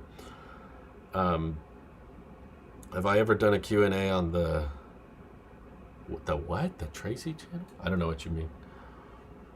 Did you subtract giving away stuff at its value and selling online? No, I just did purely just money out. I didn't want to get into the money in because that would complicate it a lot. Because I don't even remember all the prices I've sold things for over the years. But yes, credit cards are often misused, but that doesn't mean they're inherently wrong. Credit cards will expose a bad behavior, but if someone is spending more than they have with a credit card, I don't think that's the credit card's fault. I think that's the person's fault. That means the person doesn't know how to manage their own budget. If you were Apple's next CEO, what would your first order of business be? Where would you direct the company towards in your 15 years of leadership? Easily, I would... USB-C is already happening, so I don't need to say that. But I think the biggest missed opportunity for Apple as a company was not getting into the electric vehicle space. I think that's potentially one of the biggest, most disruptive fields of tech in the world right now that is far more innovative and far more exciting than smartphones and laptops. So my first order of business, if I was CEO of Apple, acquire Aptera. I would buy them out. And I would integrate Apple Silicon into the Aptera. I'd buy my own domestically run factories. I'd try to build all of the Aptera within the United States. Sure, probably build it in places where it's cost effective. Maybe that's Texas, maybe that's Kansas, maybe that's Tennessee. But I would just want to focus more and say, okay, the Aptera, prototype, that's our first vehicle, but we're going to start working immediately now on our larger platform that can sit more people and try to do our best to educate the public on how safe, how efficient, and how cost-effective the Aptera could be. I know not everybody agrees with me and not everybody's as into it as I am, but Aptera is like my favorite brand right now. More than Apple, more than Tesla. I know they're a startup, but just their ethos and how transparent they've been, how willing they are to meet with their community. The fact that I feel like a nobody. I don't get any answers or any response if I reach out to Tesla. I don't get any answers or response if I reach out to Apple. But Aptera, their head of marketing, just gave me his phone number and it was just like, hey, anytime you have questions, you want to know things, let me know. And they've just been incredibly transparent, incredibly ambitious with what they're going after, and I think that they're making the most interesting product right now. No other product on the market is that interesting to me. Everything's an iteration. Everything's a slightly updated this, a slightly tweaked that. Aptera is the only company that I feel like is genuinely trying to make a mass market, affordable piece of technology that is game-changing. I don't think there's anything niche about a product that can, a car that can drive itself. There's a lot of, charge itself. There's never been a self-powered vehicle before, and I think there's a huge amount of market potential to that. Sure, most cars are not, most vehicles are not two-seaters, but that's not because most vehicles have more than two people in them. It's because with vehicles today, it's not that hard to have a second row. It's a nice to have on occasion, but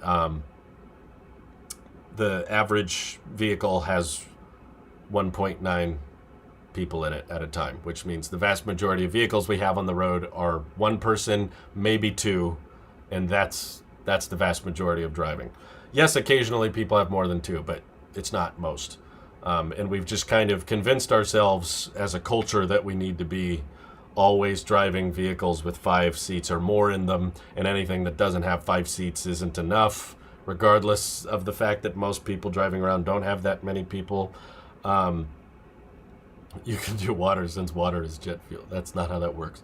I don't know if you're being sarcastic, but there's never been so many advantages to a two-seater before. The idea of a vehicle that could charge itself off of sunlight.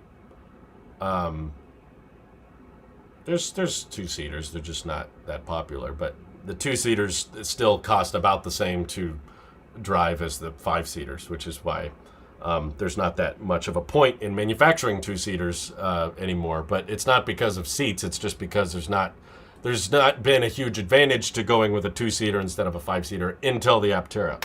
But if you want to take the mindset of think different, have a radical approach. Let's be innovative. Let's try something different that the general public hasn't seen before. To me, that's Aptera. It's not folding phones. It's not Vision Pro. It's not it's not some flip phone or something. That's all iteration. That's all just slightly new things that have existed for a long time. But making a enclosed vehicle that has air conditioning, that has a crumple zone, that has airbags, that has side and rear impact protection, that is able to consume 100 watt-hours per mile, maybe less, still have room for 2 people, which covers the vast majority of driving, and have room for 32 cubic feet of space. That's just mind-boggling to me. And it can cost, under $30,000. That's just amazing, and I think game-changing, but they're just trying to secure funding, and Apple's got tons of money, so if I could control Apple, I would want them to take over Aptera. Make sure you get that thing on the market and you change the world. I think that would change the world a lot more than anything else, like USB-C, yay, how exciting, or, oh, another SUV. Great, that's what we needed. I'd buy out Lucid and make them desirable again. They have the elegant look Apple looks for already. I just switch it to NACS, full CarPlay UI, and manufacture cheaper models. Be a lot of work to be done. Lucid, the problem is, yeah, they're not that desirable, I guess. But I don't know. That would be less exciting to me. That would just be like, okay, Apple has their own version of a Tesla. Great. Okay, that's just what we needed. More expensive sedans. Let's see. Subway system. Well, it's great if you have it, but there's a lot of places where it's just not, public transport isn't viable. If it's possible to have public transport, I'm all in favor of it, but I don't believe in the idea that public transport kills the need for car ownership. People like having their own vehicles. Japan has some of the best public transportation in the world, and they're still the 4th largest car market. Public transport is good for getting you to point A to point B, but there's still people that want to have their own vehicle that they can leave on their own time, and they can load it up with stuff. You don't want to take your bikes and your camping equipment or your kid in their car seat on the bus with a bunch of strangers, especially after the pandemic. Why would I want a self-charging car that would probably blow me up if a Karen ran? It wouldn't blow you up. No, I mean, it wouldn't blow you up any more than a gas vehicle would. Patrol exists. I mean, that's like saying, why would I want any car? Because someone might hit me. You could use the exact same argument. Cheapest lifetime cost of ownership with the fastest level 2 charging, and it doesn't even need to be plugged in. Yeah, that's a huge limiting factor, I think, preventing a lot of EV adoption, is not everybody can charge their car from home. It makes a lot of sense to get an EV if you can charge from home, but a lot of people do on-street parking, or they just don't live in a place where they can plug in a garage. So a vehicle that can charge itself, I feel like, instantly increases the practicality of it, the desirability of it. And people who don't have a garage are more likely to be more financially squeezed, I guess, because they could be living in an apartment building and renting and not owning and that kind of thing. So if you're parking on the street or you're parking outside a lot, then having a ability to charge it just from sunlight. I don't understand why more people aren't amazed by that. It still blows my mind how we have the technology today, we have the designs, we have the math, we know how to make a vehicle that can literally just charge from the sun and take you 30 to 40 miles a day, which covers the average daily amount of driving. I'm not saying you never have to plug in, but the vast majority of driving you wouldn't have to plug in. It drives me nuts that more people aren't into that idea. Anytime you suggest solar on a vehicle, everyone's like, well, it wouldn't be that much. It's like, okay, it would be, though, if you just make it more efficient, which is what Aptera figured out. They tried to make the most efficient vehicle possible. Efficiency is the entire reason we're switching to electric vehicles in the first place. We're not switching to EVs just because it's fun or something, because they look cool or they're fast. We're switching to electric vehicles because it's a better use of energy consumption. There's just so much energy loss involved with gas vehicles. It's such a mess. The pumping the oil out of the ground, transporting the oil, refining the oil, transporting the refined petroleum to a gas station, then pumping the gas into the car, and then the car is wasting all of this energy on the noise, the engine, the exhaust. All of that is energy wasted, and we're just trying. To me, efficient engineering and efficient energy usage is just smart. It's just about being wise with your. I mean, that's why Apple has such a big push. It's about performance per watt. It's not just raw performance. That's the difference between an RTX 4090 and, you know, an M2 Max, which when you put a bigger emphasis on efficiency, amazing things happen. You know, I couldn't get the performance that I get out of my MacBook Pro if Apple just focused all on raw computational performance. You know, if that's all that mattered was just getting the most amount of CPU speed possible, then we wouldn't have battery life as good as we do on our MacBooks, and we wouldn't be able to put that much performance into a laptop. You would just have to keep coming back to the desktop anytime you wanted speed. But Apple put an emphasis on efficiency, and they moved to the ARM architecture because they realized they could get better performance per watt. So that became their focus. That unlocked a use case that is clearly proven to be very successful. People didn't want to be tied to a desk. They wanted performance and they wanted good battery life. So they prioritized the machine that was not just faster, but was also more efficient. And I think similar things could be done in the EV space if we put a bigger emphasis on efficiency in our vehicles, because that unlocks things like solar charging actually making sense. You know, you couldn't just put solar panels on a Rivian and suddenly get 30 miles of range per day, because the Rivian's not efficient enough. But if you design vehicles to be way more efficient, then yeah, you literally just get free charging from the sun. And that, I'm sorry, that amazes me. That still surprises me, and I still wonder why we don't have that. Why are we not funding this? You know, why is this not a mainstream thing? To me, that should be normalized by now. Getting hit by vehicles is so bad. I've been hit several times, only 4 concussions. Jeez. Sorry to hear that, James. The U.S. should have better public transport so more folks can have choices and not be forced into car ownership, not so cars are forced off the road altogether. I get what you're saying, but I don't see a correlation between public transport taking away car ownership. Even in cities where there's a ton of public transport, people still want to own cars. And there's a lot of places where, okay, in order to have access to the public transport, you have to live closer to the city, and then that's more expensive. Whereas you could live further away from the city and have cheaper cost of living, but you got to drive your own car because now you're too far from public transport. And it's not good for places with extreme weather. There's a lot of places in the U.S. where it gets really, really cold, really, really snowy, or incredibly hot, in which case you're not going to want to show up to work or to show up at friends' houses covered in sweat or covered in ice or dying of hypothermia, which is where the walking around between the trains and trying to get to the right stop or get to the right bus or just riding your bike is just not always feasible. I don't see a future where we kill off. There's just too much freedom. There's too much convenience with vehicles. But I do think we can make the vehicles far more efficient. I buy cars not for the daily or vast majority of use, but for the 5% of the time that puts a smile on my face. Yeah, I get that. And people use cars for more than just transportation. I think that should be noted. It's not just about moving one person over here. If that was all it was about, we wouldn't have the best-selling vehicles be pickup trucks and SUVs.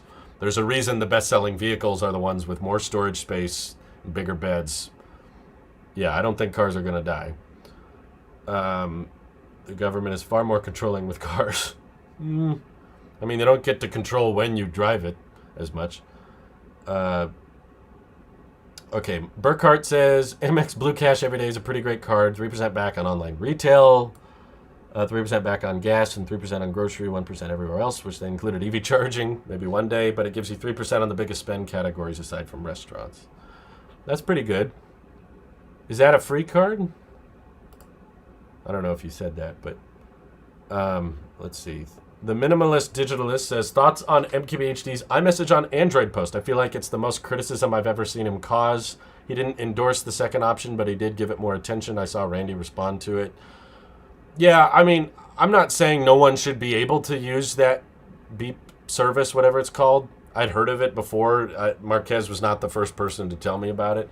But I do think people who sign up for it should be well aware of what they're doing. And I don't know if Marquez brought that up as abundantly clear as he could have. Like, bringing the iMessage to Android through this closed beta membership thing.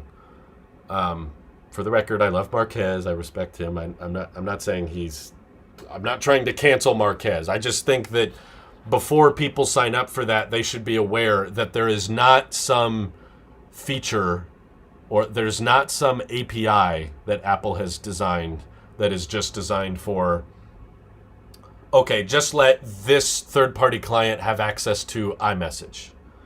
They don't do that. There are services where Apple will let you just have access to the user's music or just have access to, like, what is it, the contacts or something. Like, there's individual things that Apple will let third-party clients have access to, but that's not what Beep is doing. It is not the same as integrating some other app through accessing some service. They are literally asking you to sign into your Apple ID, which means they have access to everything on some remote computer server somewhere. So they have some server that means they can see and read all of your texts. If you have an Apple Card, they can see all your transactions. They can see all your emails, all your notes. If you have iCloud, all your photos. And if you have a savings account, they can even see that. And probably the bank accounts that you have tied to your Apple ID. They're not just getting access to one subsection of your account. So for Jordan, who's not aware of this, there was this service that is in a closed beta right now, I think, or a paid beta or something, that Marquez showcased on Twitter or something. I think he did a short on it for YouTube. But it basically showed that there's this service that lets you bring iMessage to Android, and you have to sign into your Apple ID through this service.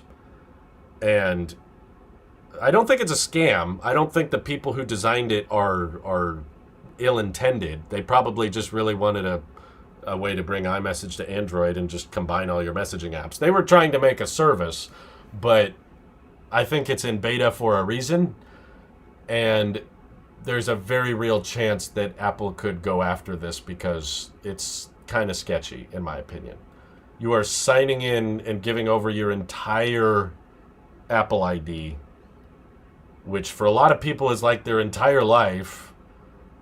Now, PayPal can request your bank login, but it's not the same as all of the info. Apple has a lot of data on you, is all I'm saying.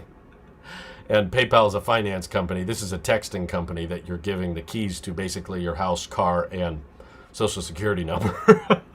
So I'm like, we don't know how secure and how safe the servers they're using are. So that's really creepy. Oh my God. The original iPhone on my desk just lit up for no reason. There's a ghost in here. That's freaky. Anyway, and the time is wrong for some reason. Maybe I talked so loud it woke the phone up. That was weird. Anyway, the people who make it could be well-intended, and they're not trying to harvest your data. I don't think they're actually looking at any of that, personally. I don't know this company myself, but I know that I had friends that used it. I think it's called Beep. Which is just an app that's aiming to combine all messaging platforms. But the danger in that is they have now access to everything. So when you connect, their service was they could connect your Twitter DMs with your Instagram DMs and your iMessage DMs and your Discord DMs all in one app, which is available on iOS and Android. And now with the Apple ID thing, they have all your information. Even if they're well-intended and they don't look at that information, they could get hacked by someone more powerful or stronger than them, and then you could get way worse data breaches than ever possible before. Because very, very few third-party apps are doing that, where you sign into your Apple ID on some server somewhere, and that has to just, your Apple ID has to be logged in and active on some other computer, which is kind of creepy. Let's see. I don't think it's a scam, but I think you could get scammed if you use it, but not by the company that runs it. I like driving, but if public transport gets bad drivers off the road and my driving experience gets better, I'm not even an EV yet, which burns petrol like mad. No, I don't. I mean, I don't think the bad drivers are going to switch to public transport. I don't know how you can assure that. Surely it's intended for Android users who would create an Apple ID for this purpose only. It could be, but I don't think that's been made very clear personally. And still, it doesn't change the fact that it's text messages that that company has full access to. Because Apple is not supporting this natively, there's no way to have a encrypted way for both devices. There's a lot of privacy lost there. And I'm usually not the kind of guy that cares about privacy.